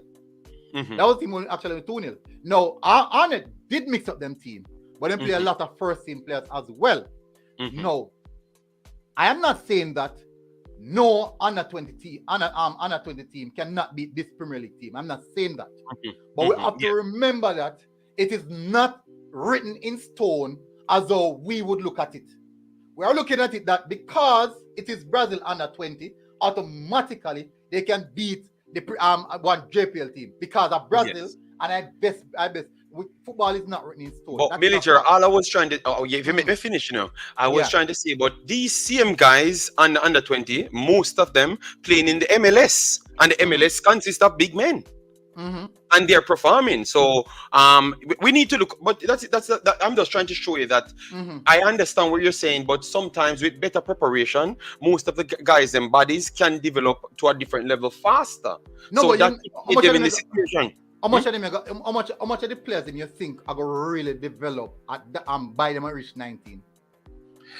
In attacking midfielder areas, in wing areas, and in strikers areas, most of them develop faster. I think it's defenders. Yeah, defenders, but they're not the finished article.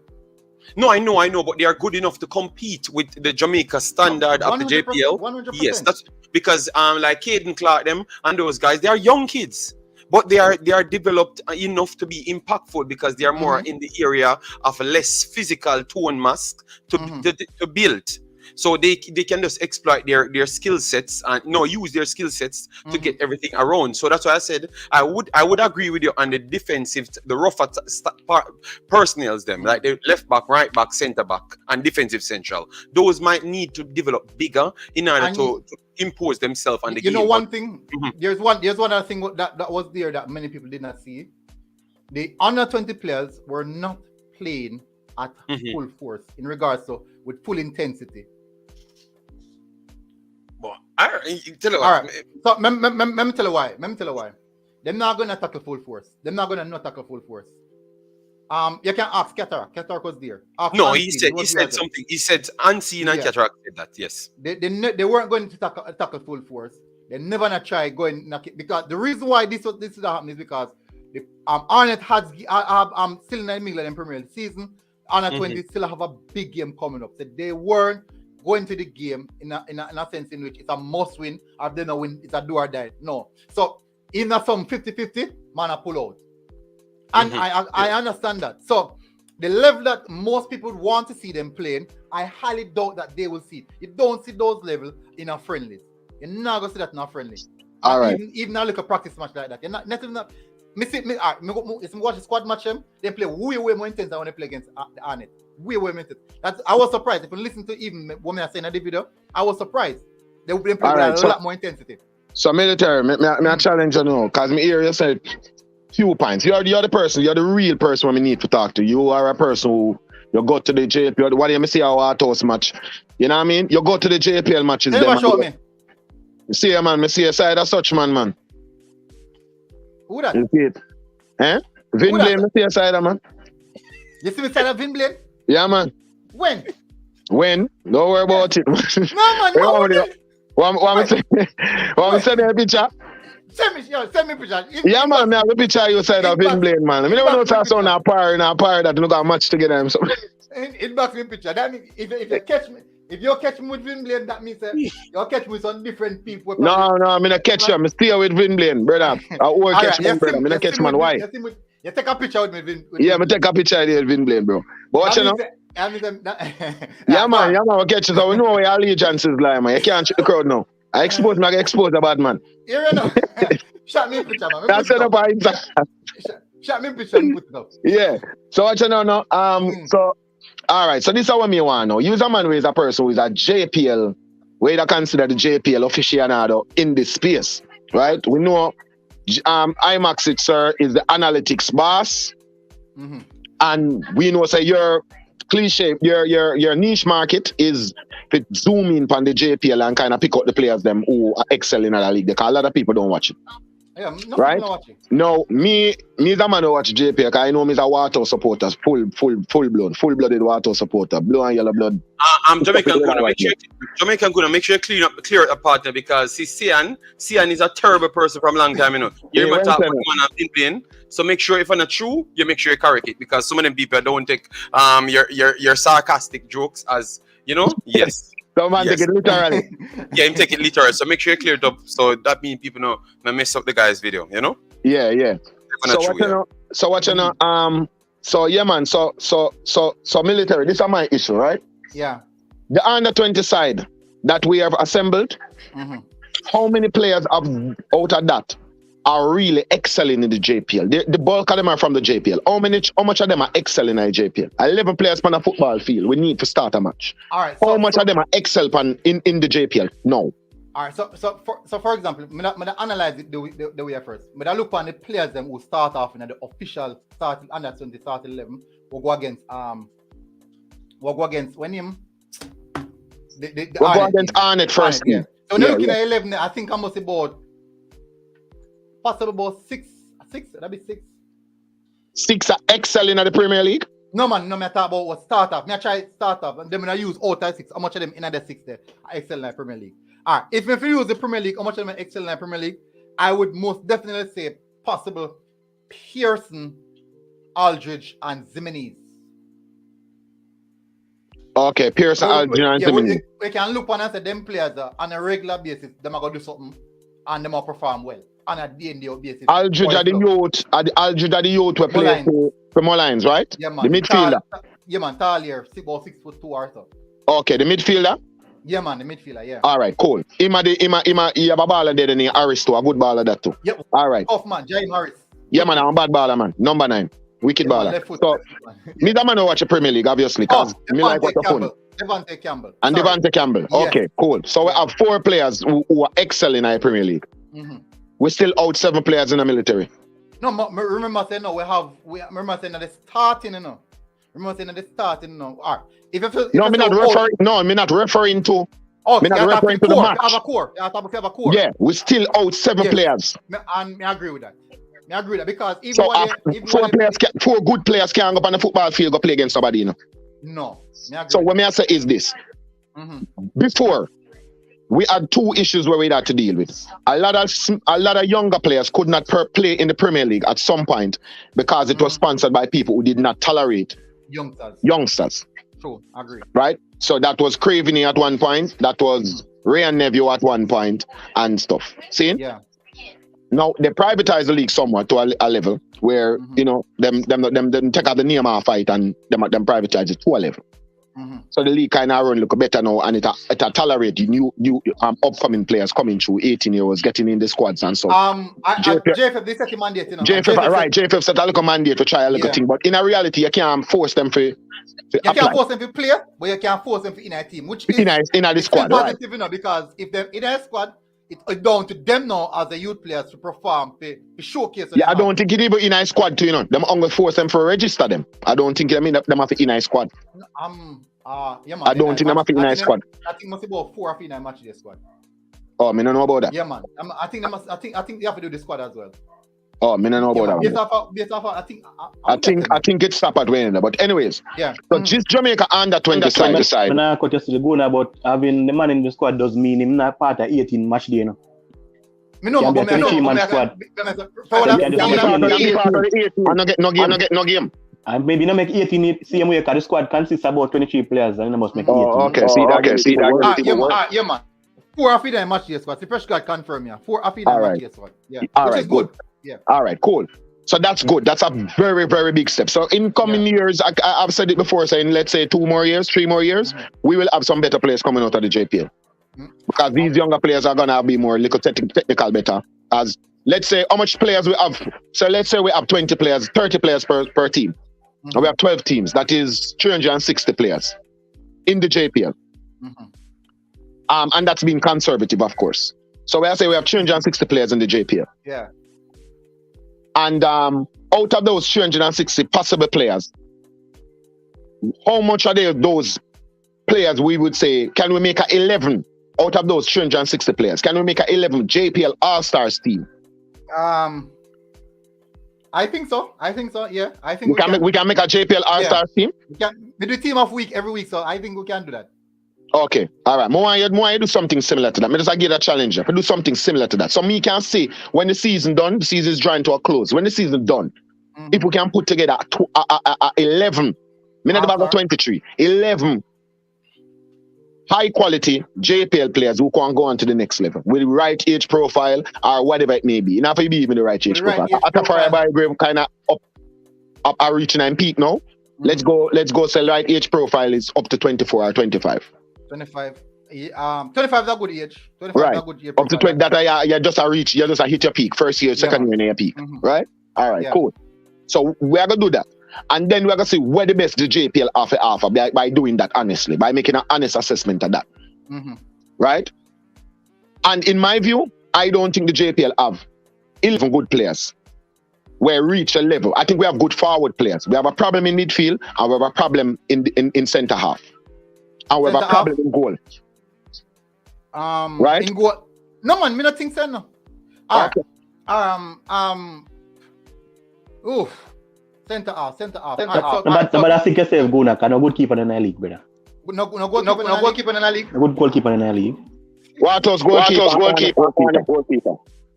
Damien Ayat. Brother, you mentioned Ayat? I'm the most clean sheet. One of the most clean sheet right now. I know that, right? No, but having the most clean sheet and necessarily mean they're the best goalkeeper. Yeah, because sometimes they can have a good defense in front of them. Yes. But that's what I'm calling him, man. Kemar Foster and Eric Edwards. Eric Edwards and I'm man them up here, so a whole per shot. Yeah, but Jamaican gonna make the conversation gone so far.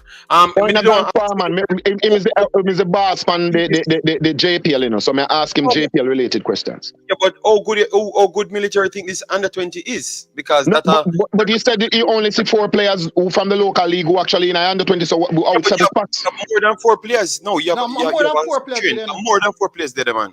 More than 4 players today now, but I mean, I talk about players because what he said. We're excelling in the Premier League. Yeah, matter about in the Premier League, we really stand out in the Premier League. Yeah, so we have 4 players, we're still out 7 players. I don't think I need to go any further than that because Mr. Man in the chat talk about the under 20 players. Them Jamaican, remember, so we are gonna have more players coming in. They said they have more players coming in. So we need 7 players coming in. What we have locally? That's how to get what we have locally. Yeah. Because what I'm trying to establish, you have some people propagating this thing that the local players, them quote unquote, are not being exposed. The quote unquote are get fight. Them are world beaters. Them good. Them are top talent. Them are gem. Them are use these adjectives to describe these players. And I mean, what kind of gem is it? Is it a plastic gem? Or is a real gem, one of them red gem there? So I want to know what kind of gem is it. And when they say good, I want to know what kind of good. Good in comparison to who? The standard. Is not Jamaican gonna? Alright, so if you have spoken to, so for example, alright, like the guy what character interview, the FC Cologne trainer. If you have spoken to him, I think he would be a good person to come up to give you a proper assessment of the talent that was on the pitch. And he would have told you that because from me talk to him still, but he would have told me if Cataract say I'm asking me questions on an interview when think about players. I'm not sure. He would have told you that these players are some very, very good technical and quality players. Just need to be properly groomed to the next level. Now, I have spoken to other players who came here in the first batch, come here to come play for Jamaica in the first batch of trials. And I have asked them the question, what is the difference with the talent that they see here, MLS in play, and versus what they have seen in MLS? Now, he would say that the only difference is lack of resources. So talent-wise, no difference. One of the major things we take away from between the players that we have when playing at his club versus when come here can see is a burning fire in the players that they your eyes versus the players that up there. So. Because those players up there, so basically, because they already have that level of luxury, they just carry on. But these players who will fall short of this aspect, they have a burning desire in their eyes to achieve. So not saying that that's not accurate, because I'm not saying that's not accurate, because I saw Jimenez and I thought that I like the way he plays, and the next one named Devante Campbell, I think he might be a special player, like a special player in the future. So you do nobody has ever said that the JPL don't have any talent. Every league has talents, but I think most people mistake having one and two gems, because over the years Jamaica has always have that one and two gem, from Carnell, Chinsu, them coming up. That's a long time. Maybe you're younger than me, so maybe you don't remember them. But you have those guys that came up from Craig Hunter, Bulletman, them. You always have some special talent came up through the ranking, but you never had so much special talents coming up. So that's why people confuse with like what level we are truly putting them at. Like by your assessment, you have watched other teams. I know you have said that you can't judge it over TV, but I think you can give a proper assessment of the US and the MLS. I think you can do so. You can do it. You can, man. You can. So how good is our talent? Because this is a question. So how good is our talent in relation to what league? All right. So for example, I do think that if you should look at another team, say for example, you look at a team in a different country perform or play. So for example, you look at an MLS team, you can see the difference in training. You can definitely see the difference in training and how them apply themselves. So basically, you use that already as a benchmark, as a template. So okay, you should be playing like this. If you're not playing like this, you're still not at that level. So if you should look in our Premier League team, maybe you can say like two teams really stand out in regards to how they play and probably going to reach another level. So at this point in time, I would say that Waterhouse play high intense, high press, very strictly running. One from the whistle blow them are run strictly high sprinting speed. The man go from the first whistle blow. Now you are going to see a lot of miscontrolling because of the pace of them go, and then now you don't have, and everybody has technical. Versus now a double holding who are go fast, but they have way more technical players than any other team in our league. The only other team in regards to technicality would be Mount Pleasant and Cavaliers. But how double holding move the ball, you can definitely see that them just a little bit above the rest. And that's the reason why they're at the table. Now, our Waterhouse play would be a little bit different from our ordinary Jamaican football team play. Them play different from how every other Jamaican team play. Totally different. Nobody does not play with that pressing system there. Nobody does not play with two CDM, two box to box. And because I watch them play. So them do play something similar outside of what Jamaica play. Probably that's the reason why they're top of the table now. Just something similar. So even though we might say that boy, none of coach him not good, none of coach him this and I coach him that. The reason how we get a different perspective is based off the fact that when we start speak to different people who is not associated with the league who come and watch the league. Because which one Mr. Dung over the then give me opportunity to sit down over the VIP section. So I go over the VIP section, over there, so I go to Wolper, big name people, big shirt people, all them kind of people. All them kind of people. But many of these people who don't even like come from Jamaica, then come only to watch the games them and come to them scouting, because they have scouts, they have Wolper scouts over the side as well. So them watch it and then come do them eye test and whatever. So if you hear feedback from them, you get a better understanding. Even the same pyramid I talk about the early part of the show, I wanted them show me why Jamaican football feel, what the problem is. And the man said, these are the issues I've seen. And he said his country went through the same situation. And them just go up on the rise now. And then just a follow through. It come from Senegal. It's actually a scout from Senegal. So may I tell you, people from vast different nationalities here. They are here to see what is happening in Jamaican football. And it has to do with the whole highlight where Jamaican football I get. I think Shamar Nicholson, the whole YouTube channel I don't have, because on my channel you see, reach out to him on Instagram and sitting. And the whole highlight where the YouTube channel, you know, that kind of punches through the market just a little bit. Now, the problem he said is this. There's a problem where you reach 16, 17, 18 and just drop off this one. You can't have such a high, this is the level. You can't have that high level up here, so in regards to 16, 17, 18, and then no, by the time they reach 25, then just drop. He said that is where the problem is. And that is the reason why it's hard to progress. No time is spent into nurturing this aspect of it, and then spend all our money. And why would it be a big drop off when one of our biggest competition in the country is the Manning Cup? Why? All right. So this is what happened. This is what happened. No, I wanted to connect it. Manning Cup, and then most of our better talent, like what you call it, Pearson, and no, not use Pearson, but use Shamar Nicholson, Maggie. All of those guys from that same range you're talking about, you know. So from playing from Manning Cup, which is 19 years old, comes straight up to the 22. They literally left right after that, you know, to Europe, you know. So if they're Nicholson played in the JPL. No, I'm talking about like Maggie played in the JPL also, but between 19 and 22, they are on the move. So if they have only gotten bad training or bad coaching, they only get it for 6 months. So why they have that big drop off? The big drop off is this is where it lies. All right. So for example, I'm gonna show you see the interview that Khadija Shah did when she spoke about opportunity versus quality. So she's saying this. She said that, this is what Khadija Shah said. We don't know if you see the article. He said that there are many, many talents in Jamaica. The only difference with she and those other talents is that she got the opportunity. That is the only difference between what she did and other talents in Jamaica. Just the only difference.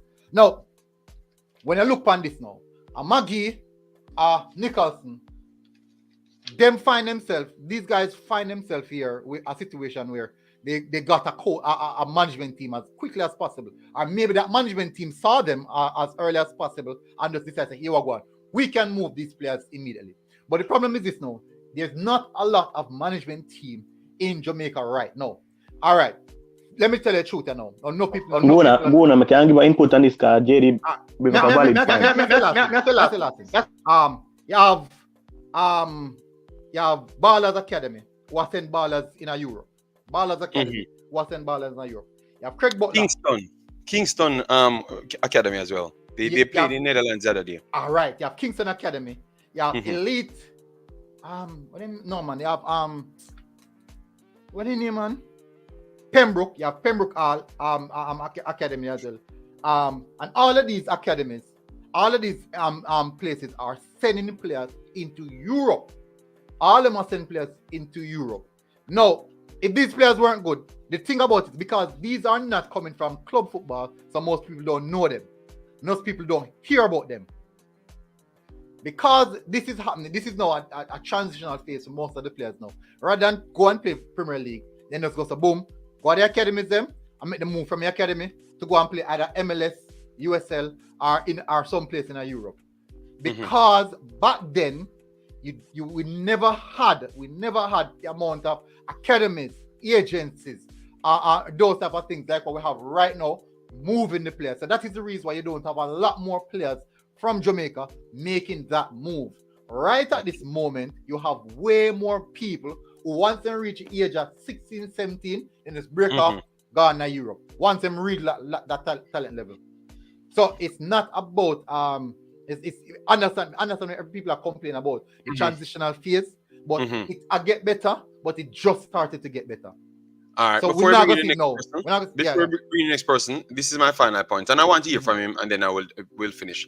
How long you would give because I think most people listening to this conversation would want to ask you how long you would give the Jamaican players them to start make some impact overseas, because you said because we have to hold it to your word, you know, you said you see the talent them and the resources have opened up. So how long we should wait? Because I'm waiting on this because I truly want to see more competitive Jamaican players in the team.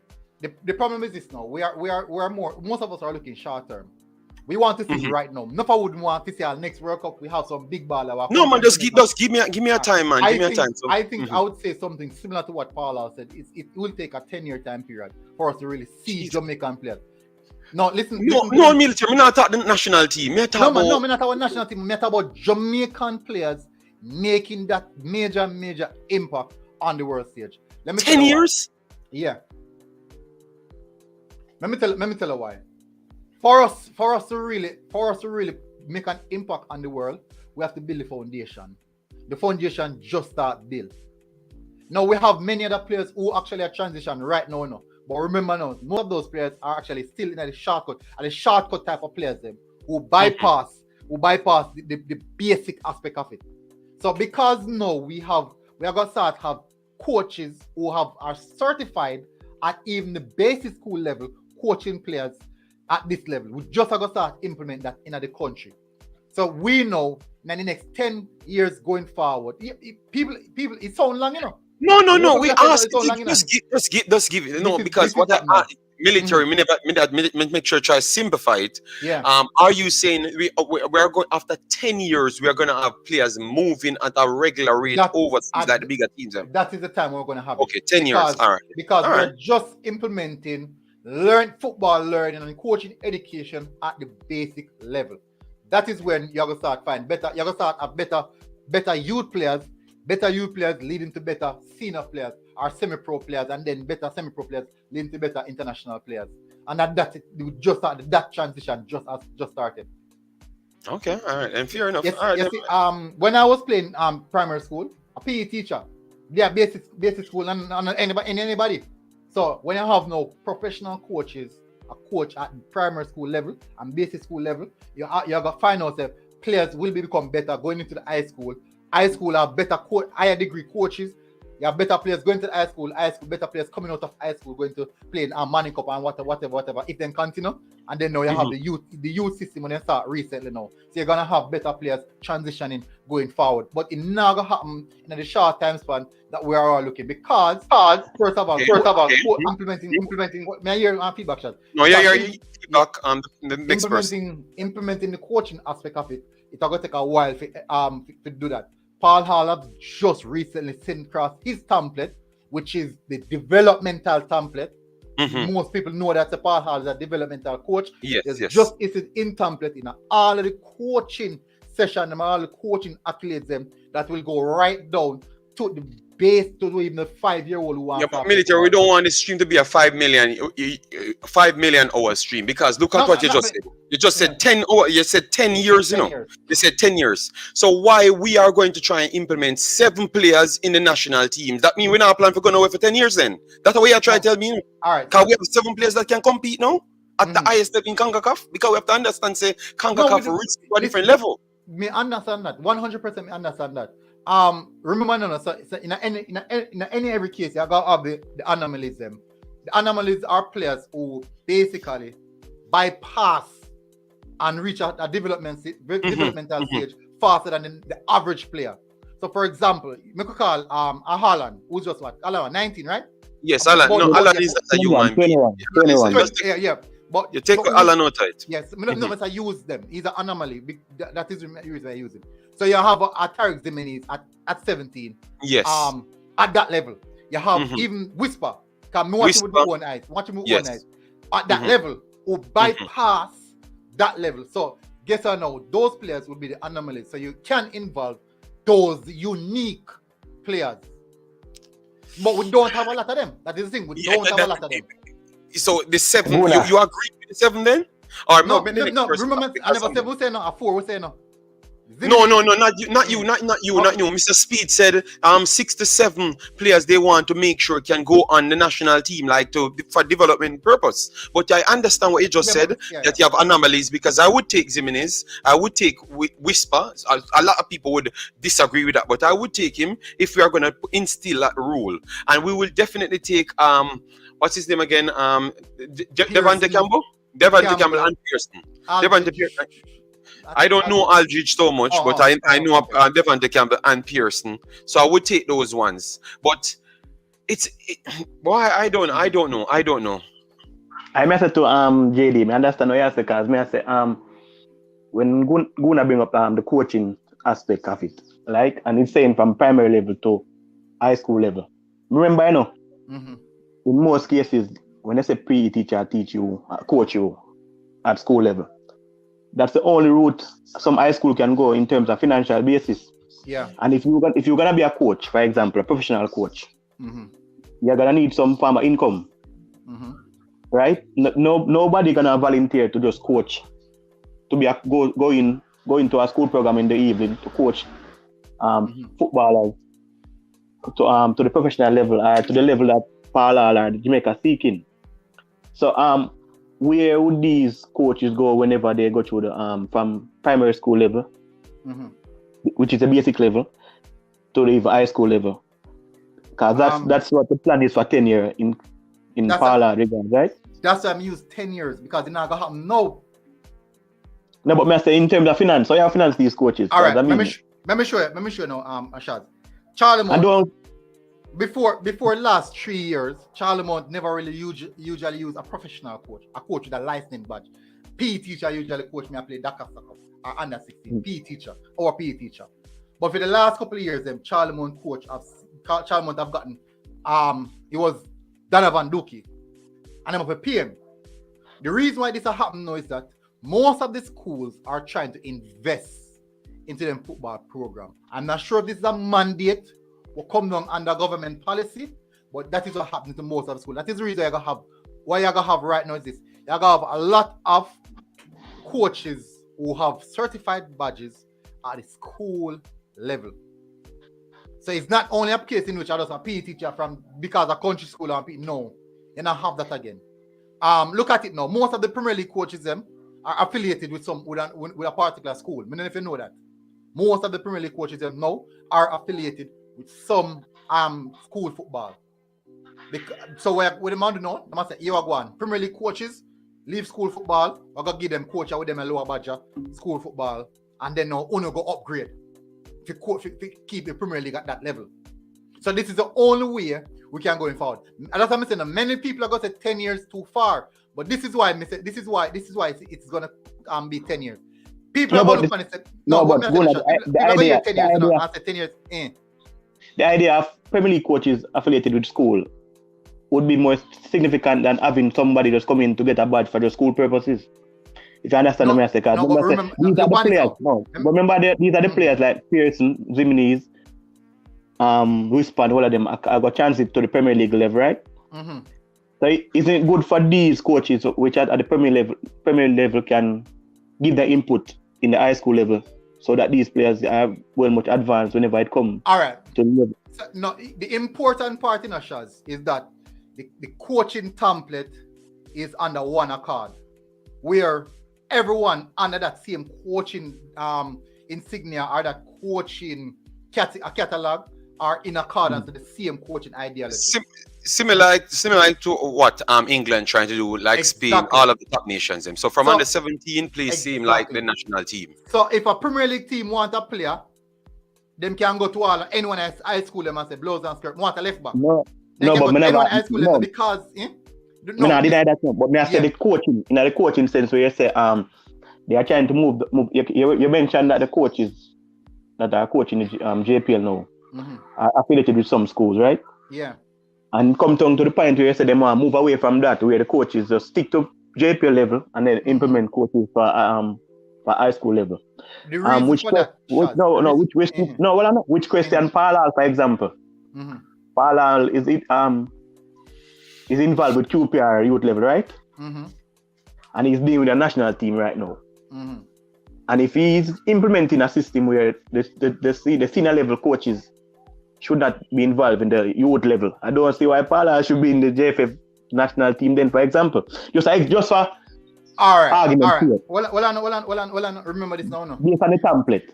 But Paul Hall is, if a move, Paul Hall is around the senior team as well. It's not only QPR developmental team. He's around the senior team. Because if the first team coach say, Iwagwan, what do you have for me? I want to right back up with these set of criteria.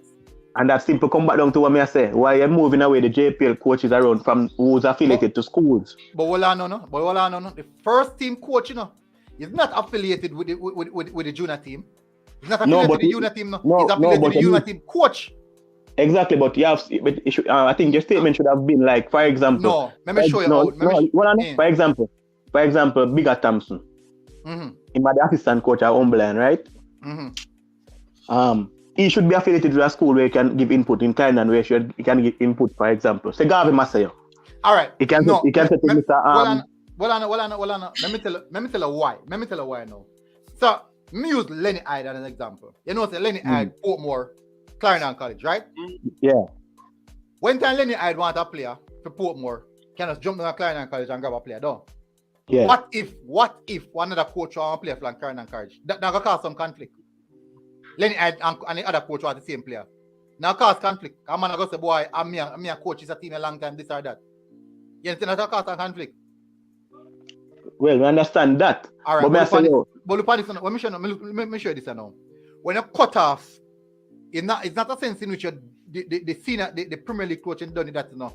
The Premier League coach them still are gonna have them scouts, the persons them who work with them who can go look players. They don't necessarily mean say because Lenny either coach Portmore United, he must have Clarendon College go look players. He can also get players from other places. So you know, have a particular coach affiliated with a school that is a primary school.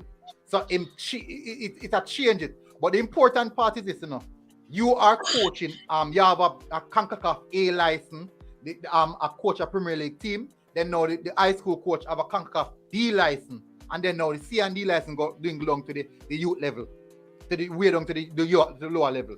So what it does, it kind of distinguish the levels that the coach are coaching.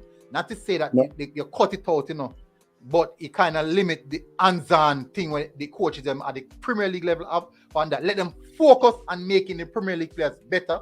Let the coaches at the schoolboy level focus on letting the schoolboy players performing better. Let them focus on that. So for the next 10 years, so we should not be trying to force to say that we can fully compete with the big dogs them in the CONCACAF. That's what you're saying then, basically. We should go at it, but if we don't get any result, we should not feel like how we felt before. Because remember, we were told to be top 3, top 4, but on almost paper. top 3. And yes, top, on paper. top 4 yes. on paper. We fought on for paper. the longest time. Yes, that is true. All right. So let me show you this now. You make a valid point. Now, as an Arsenal supporter, supporting Arsenal at the initial listen, man. It might sound like a foolishness. Yes, it also like a foolishness. At the initial stage, whenever they want to go on, because guess why? We are lose too much game. I want to like it feeling as fans. We don't like it feeling because we lose too much game. But in the long run, what is dear for us in the long run? Would you rather try to mix match, picture and patch right now than decide that you are going? We're going to do a complete overall. We know that we're going to feel on this level. We know we're going to feel this. We know we're going to feel that. But in the long run, we are going to have a better nation. This is what Senegal did. This is what Belgium did. This is what all of these top nations did. They went for the total overall and tried to start off with better coaching education, vastly better, far better coaching education at the lowest possible level so that we can produce better players at the highest level. We are going to one slum. We have to accept that.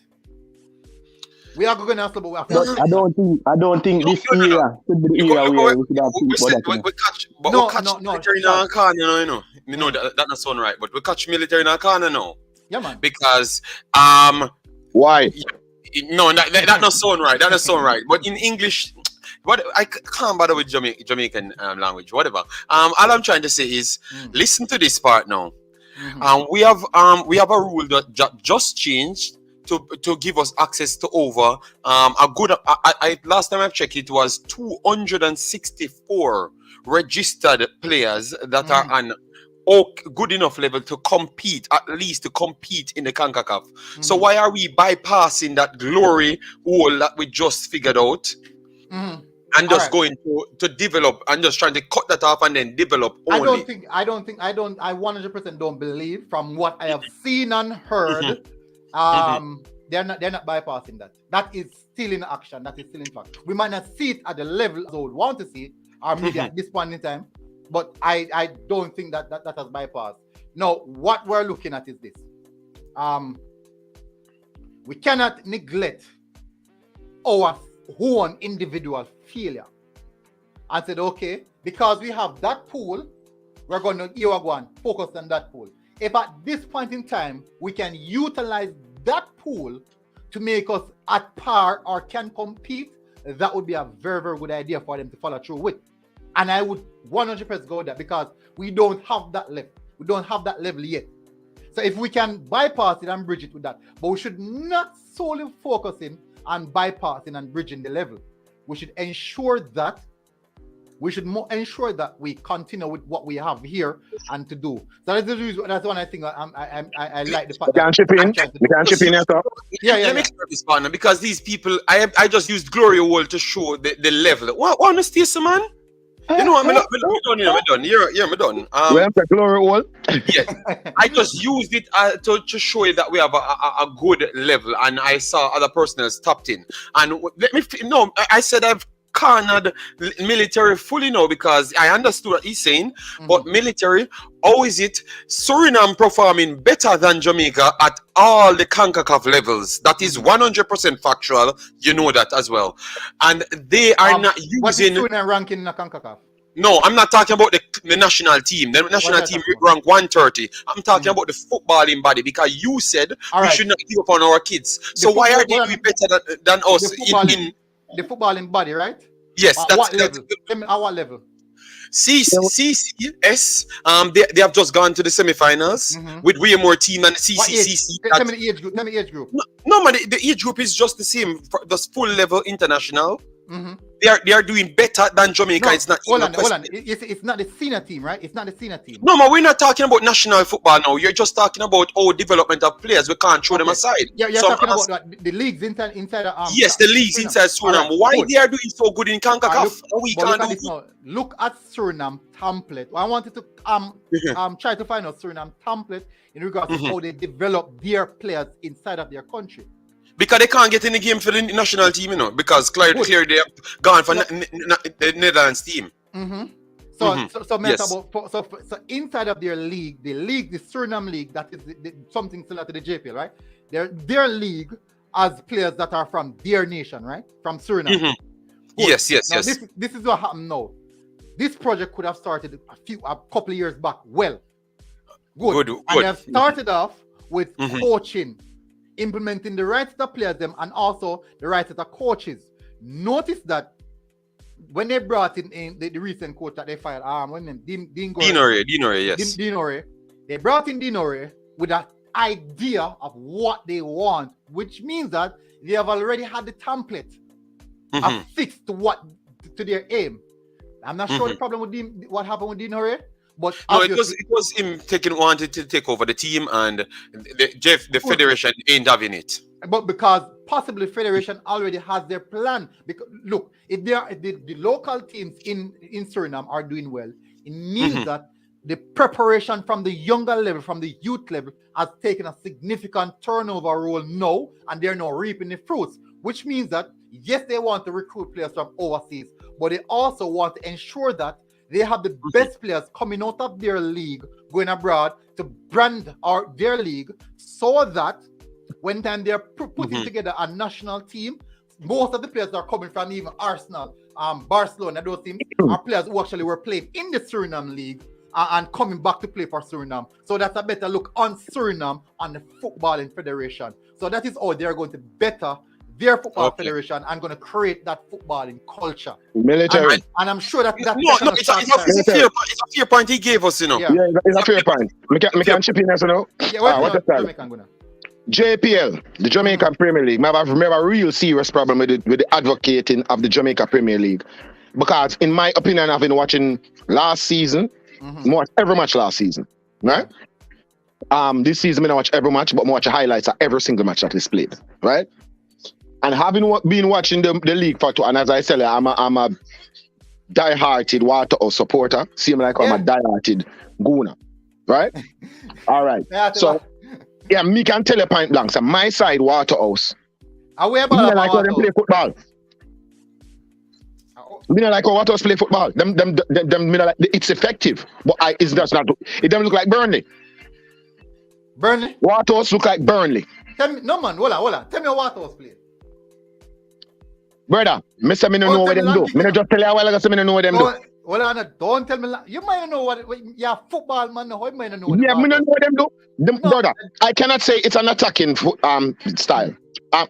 Let me just introduce it to something. Right. I got Barcelona. I got Barcelona go watch. I got Barcelona go watch Barcelona training. I go Borussia Dortmund, go watch Borussia Dortmund training.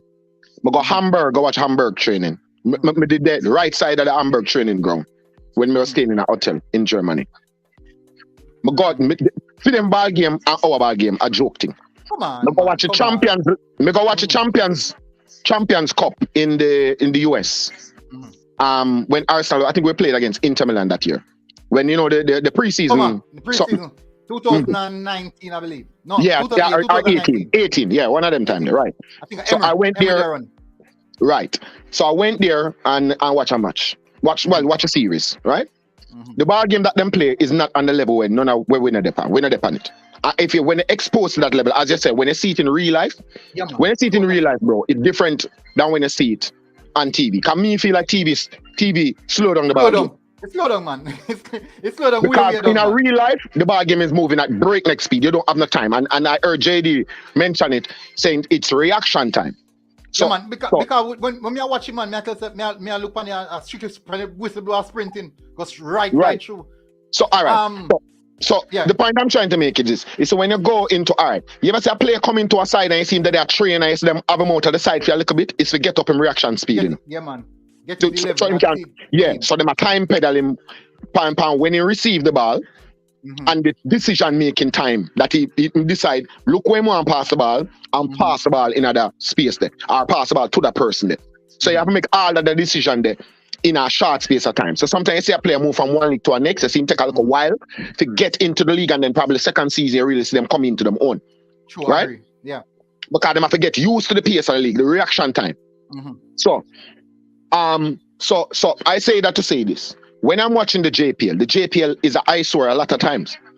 A lot of people can there because we up on the live, loud music, and a whole part we up on the live and watch the game them all the while. It's an eyesore, brother. What them watching the worst football match me watching a while and a Wartos play against who was it? What's I play against one of them side, brother? I want a worst match watch. Which one? Parties can't put together. Me not like how Wartos play football, bro. I've been watching Wartos from before me know myself. I like how Wartos play football. You watch Mount Pleasant? Yes. I like how Mount Pleasant play football. What, Dumby Walling? Yes. I like how Dumby Walling play football. I like how Cavaliers play football as well. Cavaliers, Dumby Walling, and the Mount Pleasant. Okay, that is 3 teams out of 12. 2 play high press above you and what? Arnett and Waters play high press. Okay. Yeah, that is to me a 3 side in the Premier League play good football. No, because that's a football we see and we want to play. 3 side put on the ball and pass on the ball and look like a football them a play. I'll be a while in this rest of 9 side them. Them while like what's and no man that tell me nothing. When the first match I play with when Waters did I play against what do you them from the St. Elizabeth name? Veer. Waters play Veer in a Sabina, I was there. Oh God man. I saw Veer play, man. I saw Dookie play. Why was United? I saw Dookie play still. But so the point I'm trying, so coming from the coach, hold on, coming from the coach. Now Marcus Gill is a good coach. Yes, a good coach. He's a good coach. Right? However, I just do not like how Waters play ball. Now the point that I'm trying to make is this. People always gas up the JPL, the Jamaica Premier League, as if Jamaica Premier League just forward 2 years ago. Jamaica Premier League exists before me and you on earth. A long time than remember not Jamaica go now. Whenever the Jamaican go now get them JPL get them coverage. No, we're not talking about coverage. Yeah, that is the reason that I guess. No. We're not talking about coverage. We are talking about ball game. Coverage has nothing to do with the ball game. No, you have a lot to do with better ball game play in the JPL with worse pitch. Simply because the ball of them did better. You had teenage youth, you had Pele Wilson who played for Arnett Garden when he was 16 years old. You had a youth in Waterhouse side named Dotty Man who play when he was look a picnic. You have a look a youth named English when he was look a picnic. You have Bassa when he used to play for Harborview. Bassa from Arnett, but he played for Harborview, yes. Yeah, but he was for Harborview. They play in a JPL when he was 18, 19 years old. What was the transition for them? Hold on, man. Bibi Gardner playing in a Jamaica Premier League. Fuller playing a Jamaica Premier League. Boza Coming right up to 22. Boza playing at Jamaica Premier League. When Boza playing at Jamaica Premier League, Boza light it up. Yeah, man. At 16 Don't make no excuse for them look man because them a bug, brother. We have 360 players and we can't find 60 players out of 360 players. In the Premier League, where we can say them players are to be the pool, to farm the pool at the Jamaican side. And you're gonna tell me that league then one bug league? That is one point. Because I'm always the best baller player still no. Bro, me not talk about best baller. Me get 60. No, man, 360 players. I agree with you. Me get 60 out of the 360 if light up the league that we can say we have a pool of 60 players. But man, I advocate if you have JPL players playing against man with way less reaction time where them pass the ball, them pick up the ball, make them decision, put them foot on the ball and make it accurate in a 1.2 seconds. And we have to 3-4 seconds. Jamaican good. The man said them have a template. Maybe the template is first it is Parla's job to sell his template to the players them. So the 10-year will have to make sure you can bridge that gap of reaction timing. So he's trying to get the Jamaican level template and condition to the same speed as the English players them because he knows what he's doing. That's how we know.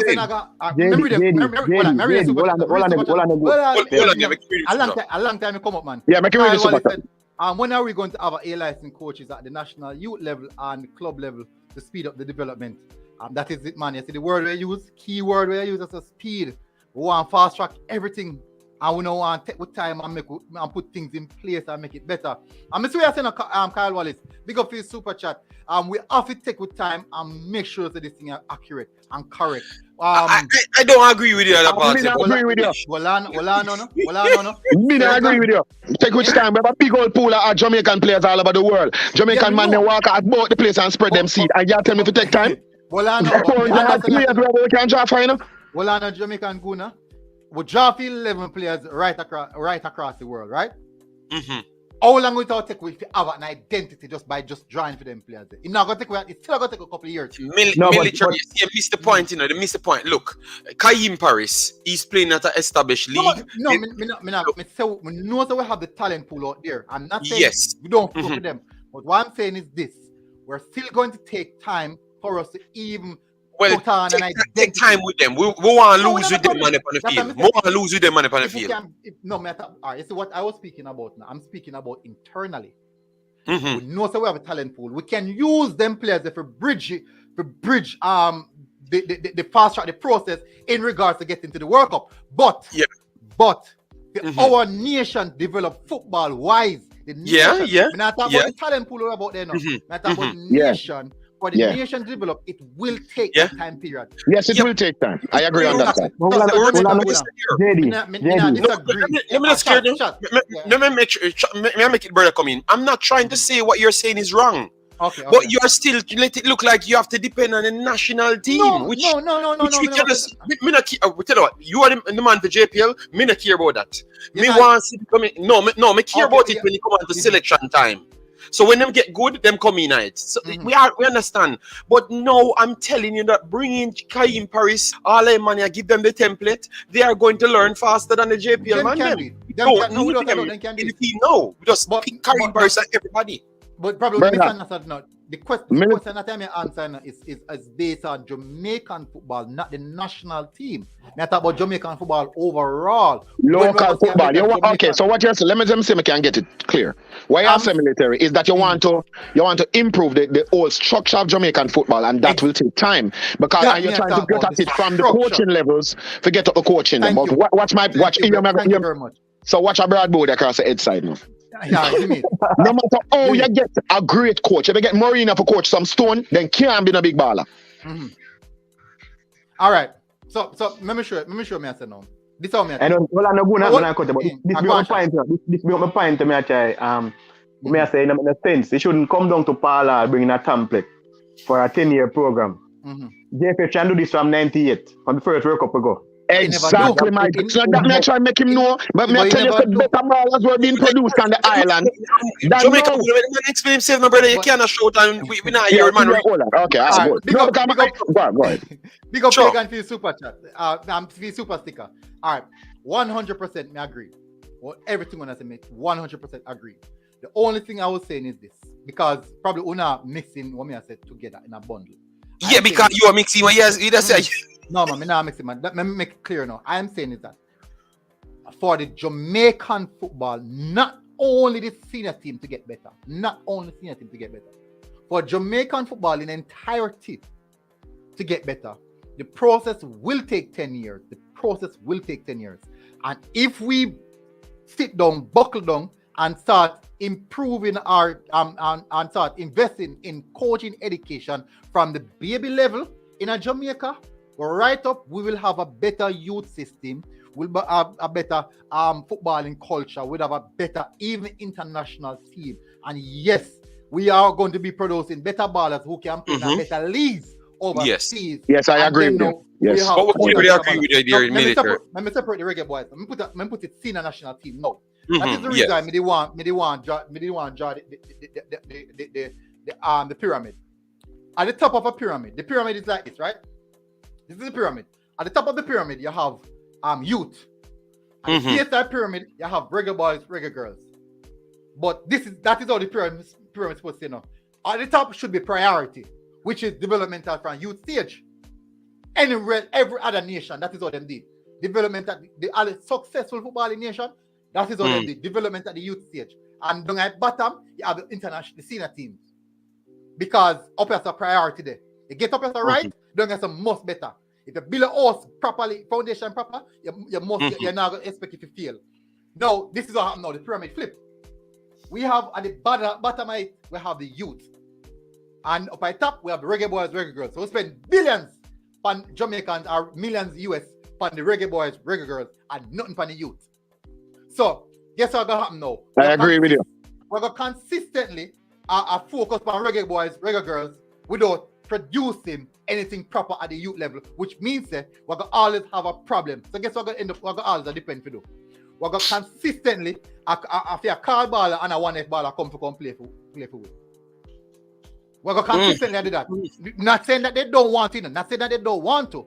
No, I know what you mean. What I'm trying to say to you, military, I understand what you're saying.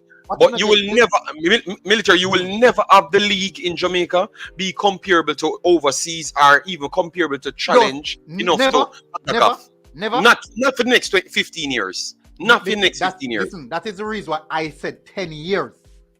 Because if in 10 years' time, we can put in the right, implement the right set of coaching education in the system. And then now at the scene, we start having even UEFA license badges, even at youth level in our system. Fair. In our system, we can even have our own Premier League at that level where we can even have Premier League. I agree with JD. I would say never, because I mean, No. Military, you have to sell the ball with the ball. You go keep the ball in the country and then develop. You go keep them because that's the problem. You just military, you're interested. You have always sent for baller. You have always sent for baller. So Bailey, Shamar, them have to send for because them overseas. So we are gonna stop that. We are gonna keep them in our country because you have to send for them just the same. Well, Anna, man. You see, football, a lot of people don't understand about football. You see, how football become a big business is because of investment. That is how it become a business. It's not the nation build football. It's not the nation build football. Football is an investment thing, right? When England, if you watch England, some of the English Premier League games back in the 1962s, basically dirt patch them play upon. So till they develop over years, investors start coming, this and that, and it start develop. Football is a global brand. Football is separate from everything else in the country. If you don't make that global brand a big investment, you will always fail on it. And when you use the word never, it means that no, I corrected it. I changed it to 15. Sorry about that. 15. All right. So when you say, so I agree. That is the reason I say 10 years. So 10 years is basically the minimum. But if we can improve, yes, it might not be where we want it to be right now. They will want it to be right now. But at the end of the day, it is not a dead project where it cannot be improved on. It boils down to what we do, and I think that even us as fans who watch JPL for years or support Jamaican football for years are responsible for some of the failure we face right now. Because in many years, the JFF do anything they want, and because we don't care about local football, because we don't care about the Reggae Boyz, we say, let them do anything. I said, man. And guess what? No accountability has been made since then. And I know accountability start making a one time. We start highlighting things. If these things were being highlighted from many years ago, I think that would have been at a better place right now because accountability would have come in place and things that start fixed from them time there. Look at how them start. Know them want to think about coaching, education, accountability. Know them want to think about youth, accountability. But all this implement when a coach, when an ex-player, which is a coach, come with the implementation. Look at it. Over the years, JFF have persons leading the line, which the football orientated. Them football orientated, them only business orientated to themselves. Accountability. So if you look at most of the countries, I heard they bring up a point earlier where Senegal and most of these countries have implement certain structure. They revamp them system. Well, I know, but me I try to say most of these countries where you mentioned have players who represent the country at each level, at highest level possible. Mm-hmm. So they have an idea, they know what to expect or what to do in terms of football. In Jamaica, you have man we have certain portfolio where they don't even represent the country at any level possible. Mm-hmm. In football sense. And that now the country no sense because if you are gonna come with an idea at the same time a man now look up a post or somewhere. Yeah. Mm-hmm. I got say otherwise and the person I got side with the person where I say otherwise. It doesn't make any sense. With the person with the football knowledge actually I push aside, I push on the back burner, for example. So we have to start from even the JFF, for example. I just say, all of this way I talk about should have implemented from the first World Cup. And it didn't come. I'll mention the points where at the World Cup 98, my little boy, so I can... I don't know the name of the person below me. I don't know the name of the person. But all I was trying to say, to military, the excuse that military used was we can't bother to send for players, and I'm saying that like you're saying that you want to make sure you can have capable players here. So if situation arise, we can just that is the right way. Yes, which is fair, but I'm trying to say so that means I'm telling the military.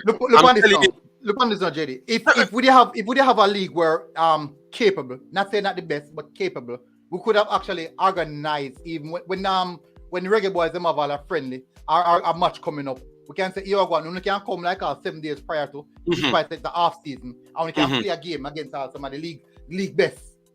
Or maybe the team at the top of the league, and you can get a quality. Yeah, military. That is where I agreed with you earlier on. How long military we are telling us so this is gonna be a field program, Yeah, but let me explain why me think it's gonna be a field program. Every single year. So let me tell you what Mr. Speed and the other coach, because me don't know the other coach, that's why I call his name. I don't know their names. What they have to do then, they have to sacrifice their players and make sure some of them don't go overseas until 22 then. To keep the league going in. If that's what you have to do in the military.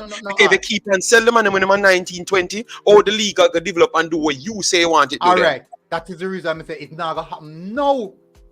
That is the reason I keep on saying it won't happen right now. No. Listen to this. Alright, let me give you an example. Schoolboy football, right? One time, this is what usually happen one time in schoolboy football. All country school them, all the best players them, gone at town school, go and play. Guess what? I better the countries, other country school them who are more likely going to win something. You know what happened right now? You have no qualified coaches, the old school, the so-called non-traditional or none of the top school in the football. So guess what? They are more inclined to stay. They are more inclined to stay. No, but staying there doesn't mean they are going to win nothing. I'm not going to stop. It's just like football. Let me ask that question now, Shaz. Most of the top players, them so-called top players them from the schoolboy football system who play for town school, which part them come from? No, but me I tell you, most come from the rural area. Most come from the rural area, but come from a different rural school, though. I'm going to show you a reason why the previous Manning Cup or Dakar Cup didn't have the system they really in play because of the whole COVID thing. Because I know for sure say it's case with the may I tell you honest truth, if most understand what you say understand what you say pertaining to coaching. But may I tell you say no matter what, even you're a coach, now go end your development at a better level. Because we know for sure no matter how much the coaches in the rural area are very good at their job.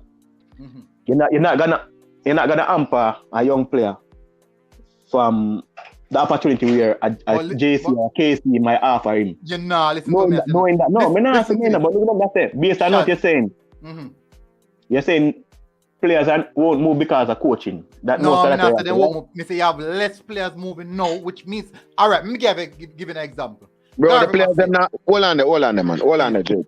Military man. You make some it's the way you talk about, bro. It's all good and well. It's only like it's a utopia, your vision. Me no know. it's you're an idealist.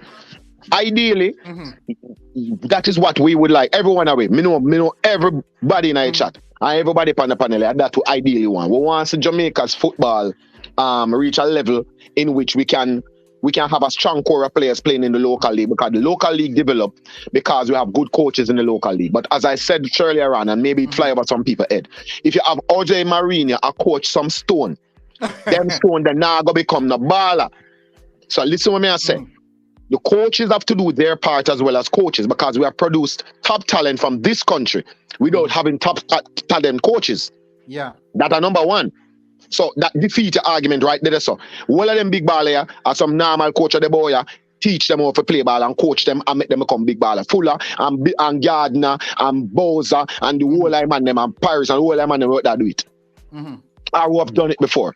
And normal coaches, Claude Davis and all of them they will go out in England and go do it in our world.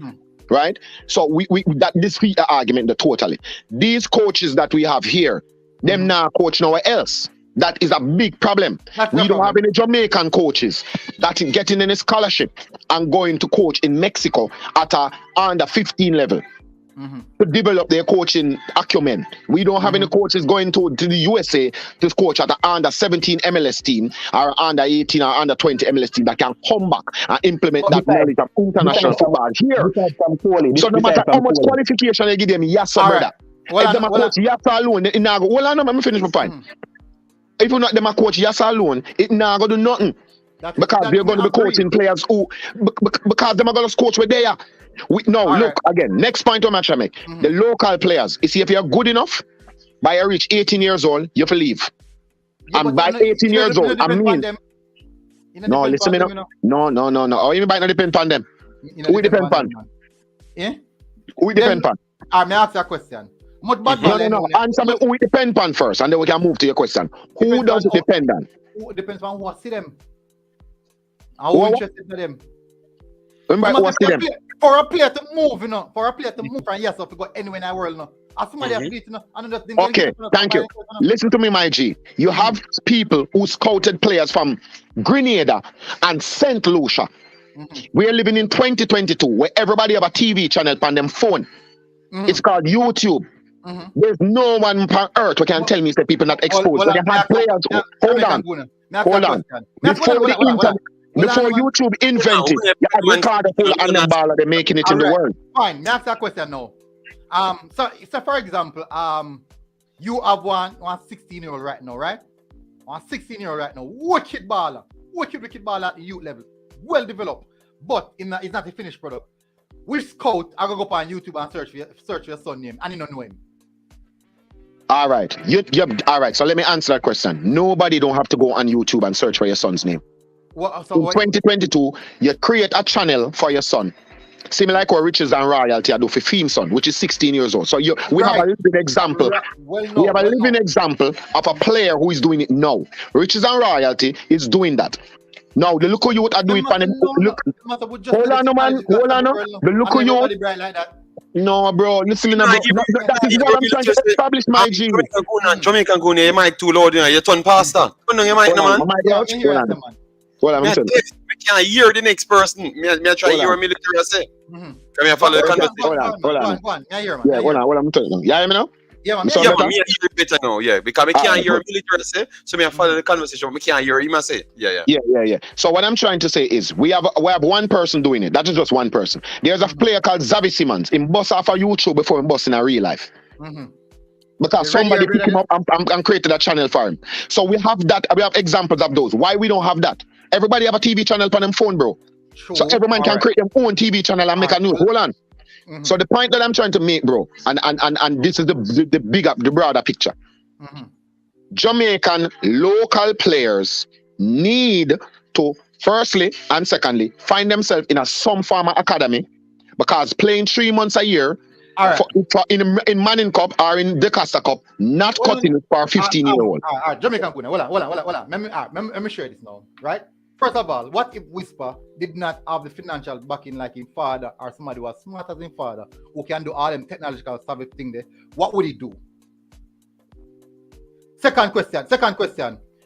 An academy. Say again. I missed the first question. Sorry about that. All right. This is our first question now. Any academy in Jamaica, any academy in the world is money. You have to have your money for an academy, to enroll in an academy. Money. Now, secondly, if you don't have the money, no matter how good it be, you don't have the money, you can't just go over there go say, boy, I'm going to come play football. So. No. Can't do that. Fine. Probably coach you somewhere else and like you get the bus there. So. Second question. What if Whisper never have the backing of his father, or if Whisper father was not somebody who was technological savvy, who would say, let me do this? What would he do? You're asking a hypothetical. I don't know what he would do. I can't answer to the negative. You know why I say this? Did you know that in the finals, the finals of Whisper play one year, the under 16 finals, he was not the most standout player in the finals, which is what the game was broadcast live. He was not the most outstanding player. The most outstanding player was actually the Omar Leng. Two most outstanding players. The defender, his stats, center back, his stats, and Omar Leng, brother. Two most outstanding players that's on the pitch. But it is because we know Whisper level and what he can do. But those players, Whisper get injured. Whisper miss out one-on-one. If you have a scout and you don't know the player, right away you write him off. But because they know him level when they, but no, this is how me I say this. Football, the opportunity that is given to people, it is not as easy as how we make it look like. It's not as easy. If that was the case, if opportunity was the case, we can guarantee you, so whole more players in England are playing in the Premier League, whole more players in the Scandinavian League are from Sweden, from Denmark, and then players are playing at the top level league. Because it's called merit. It's called merit. Trinidad, Grenada. It's called merit. You're awarded on merit. Suriname League. No, you're awarded on merit, my G. You don't lower the bar because you want everybody to jump over it. You keep the bar right there and you work towards the bar. I could have disagreed. I could have support military there because you have some players, even with the exposure. Because look at my boy from Suriname that has actually won the golden. He never got any transferred, and the reason it was due to the fact that that maybe the clubs that were connected to him at that time just couldn't fulfill it, or they had other personnels in their placement. So I do come up with the opportunity, as what military said. Sometimes certain clubs would be placed. Can I give you a start? Well, on Jamaican Guna. Me ask a question. How much bad ball are you thinking at Craig Butler Academy? In a real life, probably about 5. Not real life, about 5. Mr. around 4. Mr. around 4. How much players in total Craig Butler have in the academy? A good amount. A good amount, man. About 30, 40 players. Them about 40 players. Yes. But standout, him have 5 standouts. In a world football, did you know that the percentage of players who make it to the highest it's 2%. 2%. About 1.5% or something like that. So yeah, them says 2% of players make it from academy to the professional place. I understand. Just make it to because enough players who play at the professional level don't even play in the academy. They play at the highest level, but they make it to the professional, but they play at the highest level. Right. The reason for this is it's just logical that at the highest level you will not see all our players them. Don't believe that there's no other player in the world not as good as the players that we see play up there. So other players they can play up there, but because of opportunities, Jamaican Guna, much but me ask you a question. When I go high school, how much wicked ball you know playing at high school level? And there's never make it to even Premier League, local Premier League, anything like that. Enough. All right. Enough ball playing. Excel I used to go enough big ball access. Let me tell you something about me Jamaican Guna. I have 3 things when I play football. When I play the Casa Cup, 3 things I have. Speed, fastest player in the squad, fastest person in school. Kick with both foot, any foot, left or right at any pace. The physical, me 5'10" from me. We never know you. We never know you as footballer. Hey, me 5'10" from me 16-year-old, 5'10" a shave from me 15-year-old. Big, quick, but guess what now? two things we never have.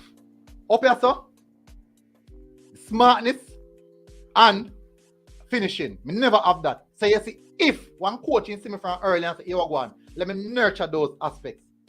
Just the other level of things that I have, if they really nurture that, probably I could have been playing at a higher level. But guess what now? No attention never they put for me because coaches are focused on winning. But nevertheless, many players out there who does have the attributes, who can play and can make it next move onto the next level. And you have players who are just as good, even in Brazil, and then can't make a national team. The fact is that not all players will make it at that level because not all players will be seen. You have the best ball in a team. You go on the trials and a day, you just have a bad day on the trials. And the worst Brazil is a bad example though, but consider. Brazil is the worst example you could ever find. Because right, let me give you stats. How much how much professional footballers do you think Brazil have? Professional footballers. Wallip like how much? They say you wouldn't call the Brazilian league professional. No, you have 30 million Brazilian footballers. 30 million Brazilian footballers export. Brazil export footballers like how we export banana and cane. Literally, Brazil have 30 million. Brazil have more footballers than Jamaica have people.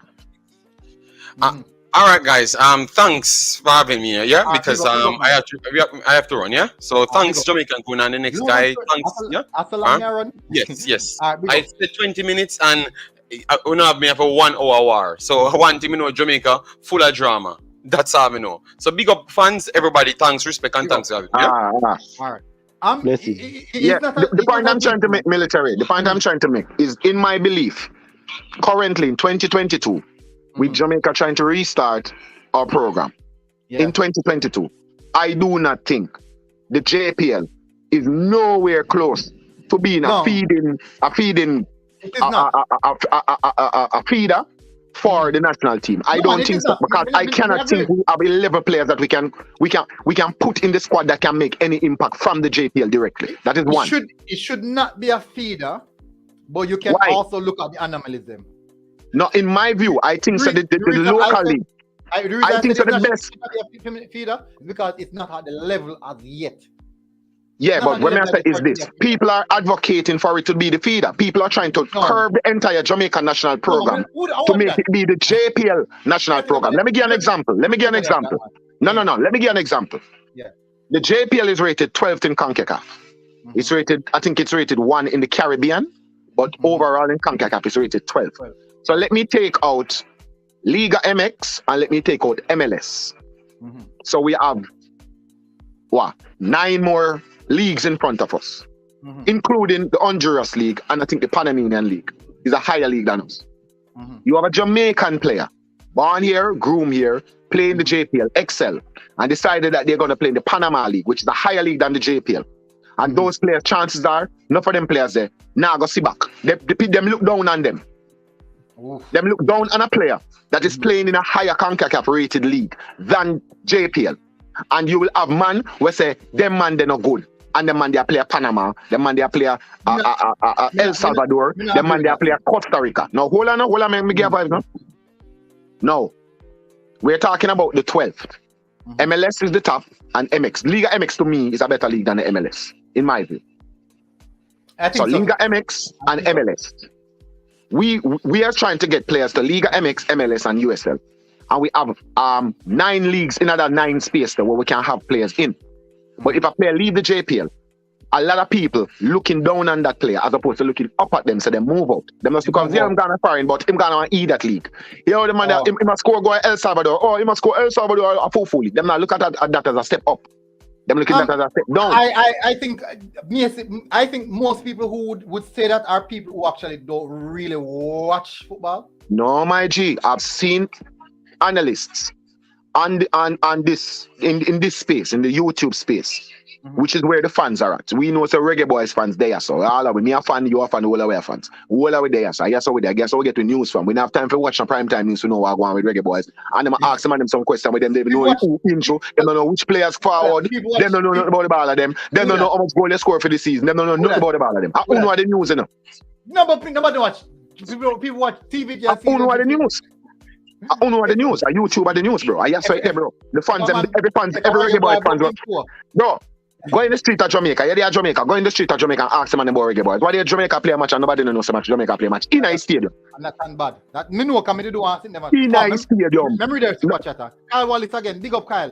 And the fastest way to develop the local talent is to develop our local coaches to the A license. We need them all. We need them at all levels in our national team, from youth to senior. We need all JPL coaches to be of that standard. That only will get the better players then if we bring some top coaching license coming and people start blurring at the highest level. Because I think what if it's a case, we should have all the way JPL coaches are at a UEFA licensing standard. I do think that are going to improve the league significantly. 100%, I do believe so. But big up Kyle Wallace with super chat. I mean, I agree with everything we say. Yeah. So what may I say is this, Miji. So we're looking at now, we're looking at this the JPL, and we're trying to put the JPL as if it's a top league. But a lot of people are, and they're trying to advocate for players to go in the league from JPL. And I don't think it's for the benefit of Jamaica. I think it's just to sell players. And that is where I have a huge problem. Because if we want to make Jamaica better, we have a huge pool of players right across the globe. We can start calling from now 18, 19, 20, if you come forward in our side and start build with core, broadening our spectrum, broadening our reach. Same like how Canada do the same thing what you say. With the resources and the money, where they went back and they said, listen, it's 10 years now, I think, since Canada haven't qualified for a World Cup. I think it's 10 years. You know, Canada going to rebuild, right? Huh? You know, Canada going to rebuild. Yeah, that's what I'm saying. I'm going to tell you something worse than that. Did you know that England went into a rebuild? No, I never know. Okay. I never know. They built us a field called the St. George's, whatever. Right? And the players them out of that are the Jadon Sancho, Bellingham, all of them player they come out of that, you know, Sturridge. Not Sturridge, Sterling, not Sturridge, Sterling. Do all them, and them because I think it was one of the failures of I think it was where they didn't qualify for the World Cup. They just build up them thing, them just get mad and build back. Now, if we were to do that, I'm guaranteeing you that we would 10 years time we would be way farther than we are now. But the point that may I try to bring forward. And I agree with you. I agree with you. I agree with you 100% on that. This is where me have a problem. 2022. The man try to force another side. And when you watch Canada match, you realize that the man don't up to. Bro, we don't have nobody light up the Premier League. Cephas, Siminis, Daniel Green. Notice the man that I call. Cephas are the only man I don't think he have a cap here for the national side. No cap. Right. Cephas, Daniel Green, them man there. Just notice, but we cannot get 11 of those, bro. And we're talking about 360 players minimum. Because each side have 30 players. And we can't get a side. We can't get 11 out of 360. But yet, for someone to advocate for the side, full up of them money. Them money doesn't ready because if you're good enough, you're not going to be playing in the JPL. You're going to be moving. You're going to take the risk at a young age. In a lot of cases, bro, I don't think so. I think so them youth have to try to get themselves in some. If they want to decide, if they decided, yo, I'm going to take football professionally. Start from 16. Now focus on a man income. Do you know that? And this is fact. Do you know that Manning Cup, you have Manning Cup coaches encouraging players to play one more year of Manning Cup than go professional? Me know about that. Me know them do that to one player right now and the player they upset. But the player cut still in cut. Me know about that, man. Right. So it's all about winning Manning Cup. Bro, at 3 months, or if you knock out early, Colts and Manning Cup last for 3 months. Where the 9 months are the way I do for the 9 months. Exactly. Where I do for the rest of the 9 months. Just cool. So that is what I said to you. The academy program is important, and people need to start circumvent the JFF because it was for the JFF alone. Craig Butler wouldn't have found Leon Bailey, and we wouldn't have a Leon Bailey where we can brag about now. Let me ask you a question. Me ask everybody in the comment section a question. Would you say that us as fans should take responsibility for the downfall of Jamaican football? No. Why not? Because I don't think we're responsible for it. Not even close. The first person, in my opinion, is the JFF, and then the second place in my opinion is the coach, and the third people in my opinion are players. All right, Shaz. You know me I go say no. All right. And why say no? When I you don't need to explain as a man seller. It starts from the federation. It starts from the personnel who in charge of football, who in charge of development of football in Jamaica. And earlier, I mentioned it. I say, yo, Jamaica, the mere fact say you mentioned some country which I implement certain system, and them have persons within their organization who actually represent the country at the highest level and can give the input on where development is at, where they travel across the world. When I say people in the JFF were probably play in a local league and maybe represent the country one and a half time, but at the same time they export to certain things. Yeah. I have persons, I don't know if ex-players who try to vie for a certain position and they have been denied because of the policy or the structure that JFF have in place to really get to the post at the highest level.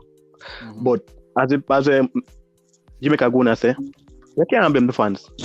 All right. The fans are gonna criticize anywhere you're going to the world. Man, I got cut you. Anywhere you're going to the world, and anywhere you can notice right across the world, even at one point, Sterling, for example, was heavily criticized by fans and even national team, from Man City level to the national team level. All right. And him collab back to it, but most cases have been performance. And everybody gets criticized. Even Messi right now I get criticized for his performance, don't it? That's true. All right, so This is the last thing I'm going to say. We got go almost through. I mean, never expect we got through. I have a long stream still now. I know really my thing still. But I like we can't sit down and watch about my stream or my video. we can't sit down for 3 hours. All right, so this is what I have to say now. The last thing I have to say. I personally think that we as fans play a big role in the downfall of Jamaican football than what we even believe. Now, this is what happened, right? We are such as he's a Man City supporter, Jamaican going as an Arsenal supporter. 100% sure that when things not going with the Arsenal, him show him this stress on social media. I then go on he show himself and go on his social media platform them, in go on in whatever he can go on for sure. Say you are going, this a man not good, this a man are the wrong thing. The owner of the club now do this and now do that. But when they're doing something, it is being heard, right? Now, us as fans, right? For years, this is what Jamaican fans do who support football. Reggae Boyz now with nothing, so me not follow them up. Me now whole of a football group. Whole of them. Reggae Boyz play a game tomorrow, none of them don't know. None of them never business. Guess why? Because they're so affiliated and emotionally attached to the club. This is what happened now. Over years, it's not only a winning thing, because they have both of them attached to clubs who just a lose. But them attach to the club same way. So it's not a thing about Jamaican love winners. It's not that. It boils down to who we want to support and who we show interest in. Now, if we as fans used to say, okay, the JPL is not good enough, people are gonna cost me for this now. If we said the JPL is not good enough, JFF need to fix it. The clubs they need to fix it. All our teams are as you Jamaican Guna, as I'm gonna follow Watos. If they can go a Watos game and link up some other Watos, people say, hey, coach not good, I could get rid of him. Coach not good, go talk to the owner and write letter to the owner, them kind of something there. If we did operate like the England-based fans and protest when there needs to be a protest because we see things not going well, we go out and speak openly when when we should speak openly. I do believe that accountability would have been started to take place from a long time and would have seen improvement from them time. The reason why certain things are being put in place right now in the same Reggae Boyz squad, in the national team, even in the local football, is because of the platforms we have right now. The fans who are speaking out right now, they are seeing it. They are hearing the criticism, they understand what is being said, and then they know say them are doing wrong. So guess I know more eyes are now looping in on them. What if we had started this same type of movement even from 2006? Back then, I'm 100% sure that football would have garnered a better footballing culture, would have definitely led more accountability for every coach, everything in everybody in the JFF, every football club, everybody in the JPL would have fostered a lot more accountability to be held on every single level. And it boils down to us as fans. If we consistently say that, boy, me no business because I say go, we don't have a footballing culture, so me no care, and that. Guess what now? All them people who have power are going to consistently get away with things. They are consistently do things and not care because no one is there to hold them accountable. No one is there to call them out. But no one is there to point a finger and say, you should have done this. You should have done this. You're not doing your job. You're not doing the right thing. So guess what? It continues to foster. It just become a sore. It becomes a sore and it just spread way. And guess what? We have to yeah. What do you think of Jamaica's biggest problem? Overall. Overall? Yeah. I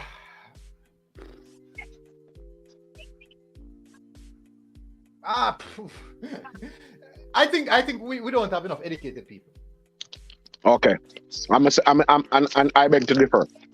Mm-hmm. I think Jamaica's biggest problem is corruption. And corruption seeps into every single aspect of Jamaican life, even when we don't know. I agree to that. Oh, you think corruption? Get to corruption. Why you think what? We get to the corruption? Yeah. Why you think we get to it? Get away with it. Evil men are allowed to thrive when good men stand aside and do nothing. Who are the good men? Who are the good men? Yeah. Those who choose to be good. All right. You, near military guna. Listen to me very carefully. You, near military guna, benefit from Jamaica's corruption. Me, right here, son, near Jamaican guna, benefit from Jamaica's corruption. The other panelists benefit from it's ingrained within Jamaican culture in every single aspect of every part. The food where you eat. There's something along the line before it reaching your mouth. There's something that happened that was some form of corruption. Yeah. And it's allowed to happen because it is a norm. No. We're not referring to people because culture is a big part. Let me tell you something, bro. Culture is a big part of everybody's life, and enough people underrate and underestimate the power of culture. I give an example externally. I take out of football. And I go in a different thing and then I bring it back to football. Because in order to show you an example, I have to take it out of football. You can't use references, man. All right. In America, you have black Americans, and you have Caribbean people, and you have African people.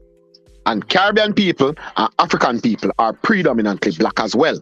Mm-hmm. Yet still, when Caribbean people and African people go into America as black people themselves, they do well, they do traditionally better than the natural born black Americans.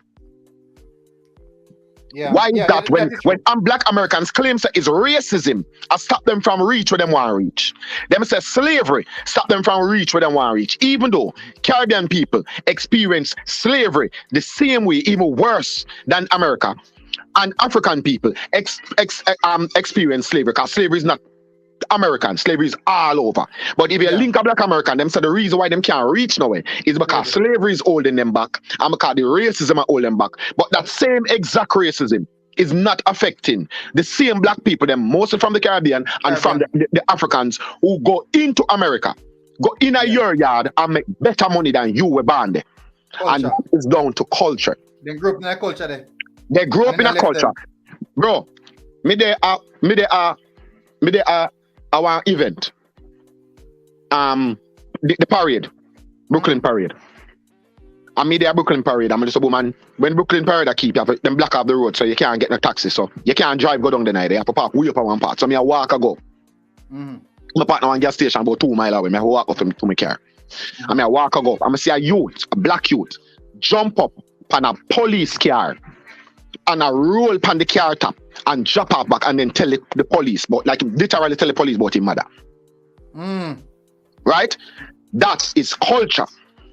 You will never see a Jamaican youth do that, and you will never see a Caribbean youth do that or African. Them not do that, and our culture that. That don't make no sense for we. That doesn't stupid That's a foolishness. That's a foolishness. Why culture is important. No, we bring it back to football now. When you're talking about football, you cannot use the parallels from some other culture and apply to Jamaican culture and think it'll go fit. That's like putting square pegs in round holes. It not go work. We have to factor in because what you brought up, you brought up some very, very interesting and forward-thinking points, which can help. But when you integrate them into realism, and start putting the culture in it, and start putting the corruption in it, you find yourself buck up in one big wall where you can't get around or got over. Yeah, and that is where your argument falls apart. When it meets culture and when it meets corruption that has been ingrained in Jamaica's culture. Agree. Corruption and culture is where problem we are stop with and progress. So Canada do all of them man there. They take the whole of them man there. Them can do the same thing. Look at Suriname. Nobody talk about Suriname. We not beat Suriname side. Do you think Suriname side I want to start to beat? It is a Suriname. We know Suriname has a big side. But guess what the man them do? The man them decide so them go. The rule was changed because they were a colony of Holland. Netherlands. Right, of Netherlands, sorry. So the rule was changed. And by the way, people, if you apologize for saying Holland, the real country's name is Netherlands. It's just a part of it that they call Holland. So let me just correct that. All right, so Netherlands is the next name for you, think of the other name that No. It's just a part of it called Holland. Okay. Because the part of it where them say Hollow, them call it Hollowland. But the other part is Netherlands, is not really Holland. But yeah. So when you look on it, the man them do so and change the rules. So that grandfathers now can play. And from them realize that grandsons now can play. The man them start drawing the whole of the B side from the Dutch. Yeah. And integrate them side. Canada said it recently. Canada coach came out and said he's covering the world for players that can play for Canada. Who stuck you on the man that Portugal them come from? We now do that. We actually looking at it back and front way. So it's when they came up with that pyramid analogy, that's a exact, that's perfect. I respect that. That's a very, very good point. Because we are back and front. Why we supposed to be digging into our pool of players go across the world? Jamaica is the most traveled people in the world, MG. Everywhere there's a Jamaican, Me go Poland and Tennessee, the Argentina. Bro, me the Poland and 100 black people in Poland in total. Yeah. And 10 of them are Jamaican. I want to see one little something happen one time. I think someone was a Quebec happened in Canada. So that the way up in the yeah. Quebec are different. Quebec are different world, Yeah, I want me to do an interview. I want the man open him up. Mr. What? I'm Jamaican. I've bought 2 pitney and the wife. Yeah, so we have that big pool. Why we not draw for them pool? When no for them man, they don't have any affinity towards the country that they are born in. They have affinity towards Jamaica.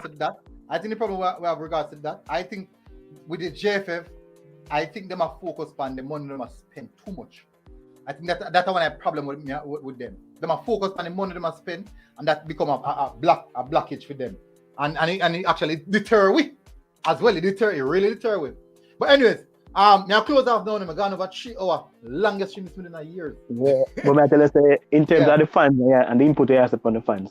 In a sense where JFF fans don't really have much say in Jamaica in terms of football, brother. Because for example, we are impact. You know which impact we make right now? No, but me I say no. We as fans, for example, we as fans don't favor Ricketts as a JFF president, right? Mm-hmm. There's nothing we can do if we don't have a vote in what take place, brother. Watch the next election. You go see. No, but fans have nothing to do with it. Mr. Shaz, watch the next election. You go see. But I say fans have nothing to do with it. I understand. A parish council has vote. Based on if a man go push money in a certain man pocket, a man go vote for them. I seem like politics overall in Jamaica. No power leaders get post because of the money they must spend. Well, sir, yeah, that is true. May I agree with that. If you don't look past it, we don't have a vice. I can tell you that. No, we never say we don't have a vice, but at the same time, we don't affect football. We disagree with him, Mr. General. We disagree with him, It's the impact we have. No, man, it's the impact we have. Let me tell you this. JFF infiltrate YouTube, JFF, man, JFF infiltrate YouTube. Because you have the fans them there. In order to get to the fans them have to come with the fans them there. Yeah, you have to throw your net which part the fish them there, which part the them there. Sure, 100%. Them infiltrate. 100%. I can tell you, guarantee. So them infiltrate YouTube and they have spies over here parroting their points. And I can bring you maybe 2 or 3 examples right off the bat. Anti-Butler. The anti-Butler narrative, that is coming directly from the JFF. Because if you ask a normal fans in the street and you describe who Butler is, him not to be the nicest guy. You describe who he is and what he has done. Him develop Leon Bailey. Every Jamaican know Leon Bailey. Just go in the street, go anyway. Just go up on the corner and say, yo, the band will develop you at Leon Bailey. They might try fight him out of the side. Them not nothing for the Jamaica side. The man will say, yo, that don't make no sense. Everybody can see that. But yeah, I ask them and I parrot it and I try bringing politics and I try bringing if me like him and I try bringing arrogance and I try bringing him as an agent and I try bringing he developed one player that we have in a top 5 league across the world. One. We don't have 10 players in a top 5 league. We have one Reggae born Jamaican in a top 5 league out of thousands of players. Thousands of players, bro. You know, so we are talking about Premier League side, all of the Premier League side, the 20 of them. Plus we are talking about La Liga. Plus we are talking about Serie A. We are talking about Bundesliga. We are talking about Ligue 1 in France. And we are talking about Portuguese Superliga in Portugal. Them they are the top 6 leagues them in the world. I just mentioned a while ago, bad man. Yeah. And we only have one Reggae Jamaican born player playing in any of these leagues. Think about it. Shamar, na Russia. Well, I don't Shamar know. in a top 5 league. Shamar in another realm. Just the top 6. I think you go further for the top 8. No, top 5. We say top 5, top 6, right? That's up. Yeah. No, because Portugal and France always a battle. So this month of Portugal, next month of France. But remember, Shamar did have Belgium, you know. You won't put Belgium. Belgium in a top 5 league. The top 5 league are England, Spain, Germany, Italy, and France. In that order. Yeah, then and then Portugal right after them. Portugal, Dutch, then Netherlands and Belgium and this down there. So yeah. And then because based off of how much person representing in Europe, you know, in a European competition, them right across. After them use the league. Yeah, the coefficient. Yeah, based on how them perform in the Europa League. Europa League, right across. So we're talking about we don't have no natural born Jamaicans in any of those. One we have. And yet still have man try for style. The man will bring one. Or only one ball line bring. How much you bring? None. Yeah, nobody bring none. Nobody bring. I mean, I sure say we need persons in the JFF who and there is the corruption, my general. And there's the corruption chip scene. You understand what I'm saying now? Yeah. All right. So big up. Anyways, Jamaican Guna. Massive respect. Shads. Yeah, man, big up, man. Big up on yourself, and big up the panelists, and big up the people in the chat. A long time with you. We're close off now. Yeah, man, run up the likes, them people. People, remember to just get my channel of people. So I beg on just shut the like button. I beg on the shut the like button. I could have there, and I couldn't take on my channel forever. I'm get it back. Thank you to the Father. Yeah, you know, bless them way there. And so I forgive thanks for it. And get back your channel, so smash the like button, people, so that who knows the channel come back. Can get to see it, just smash the like button so the video can go. When you see video them pop up, just drop a like on the video them people so that the channel can go out and people can know say yes, we get back the channel. Massive respect. We discuss a lot of things, people. And let me just finish off by saying the Vin Blaine thing. I want to let them get to talk on Vin Blaine thing. But next time, man, we close off. The Vin Blaine thing is not as easy as yes or no, but most definitely as fans, I strongly believe that we have to support the girls. And if the girls make the decision, say, yo, go on. Can't go on with him. We still have to decide with the girls. The players should have come first in this aspect for you. But big up people. Omar Fowling, just shot me on Instagram in my inbox and tell me who you talk. But big up people anyway. Massive respect. Push everybody who come in the comment section. Really appreciate it. Really appreciate it. Long time in the stream so long.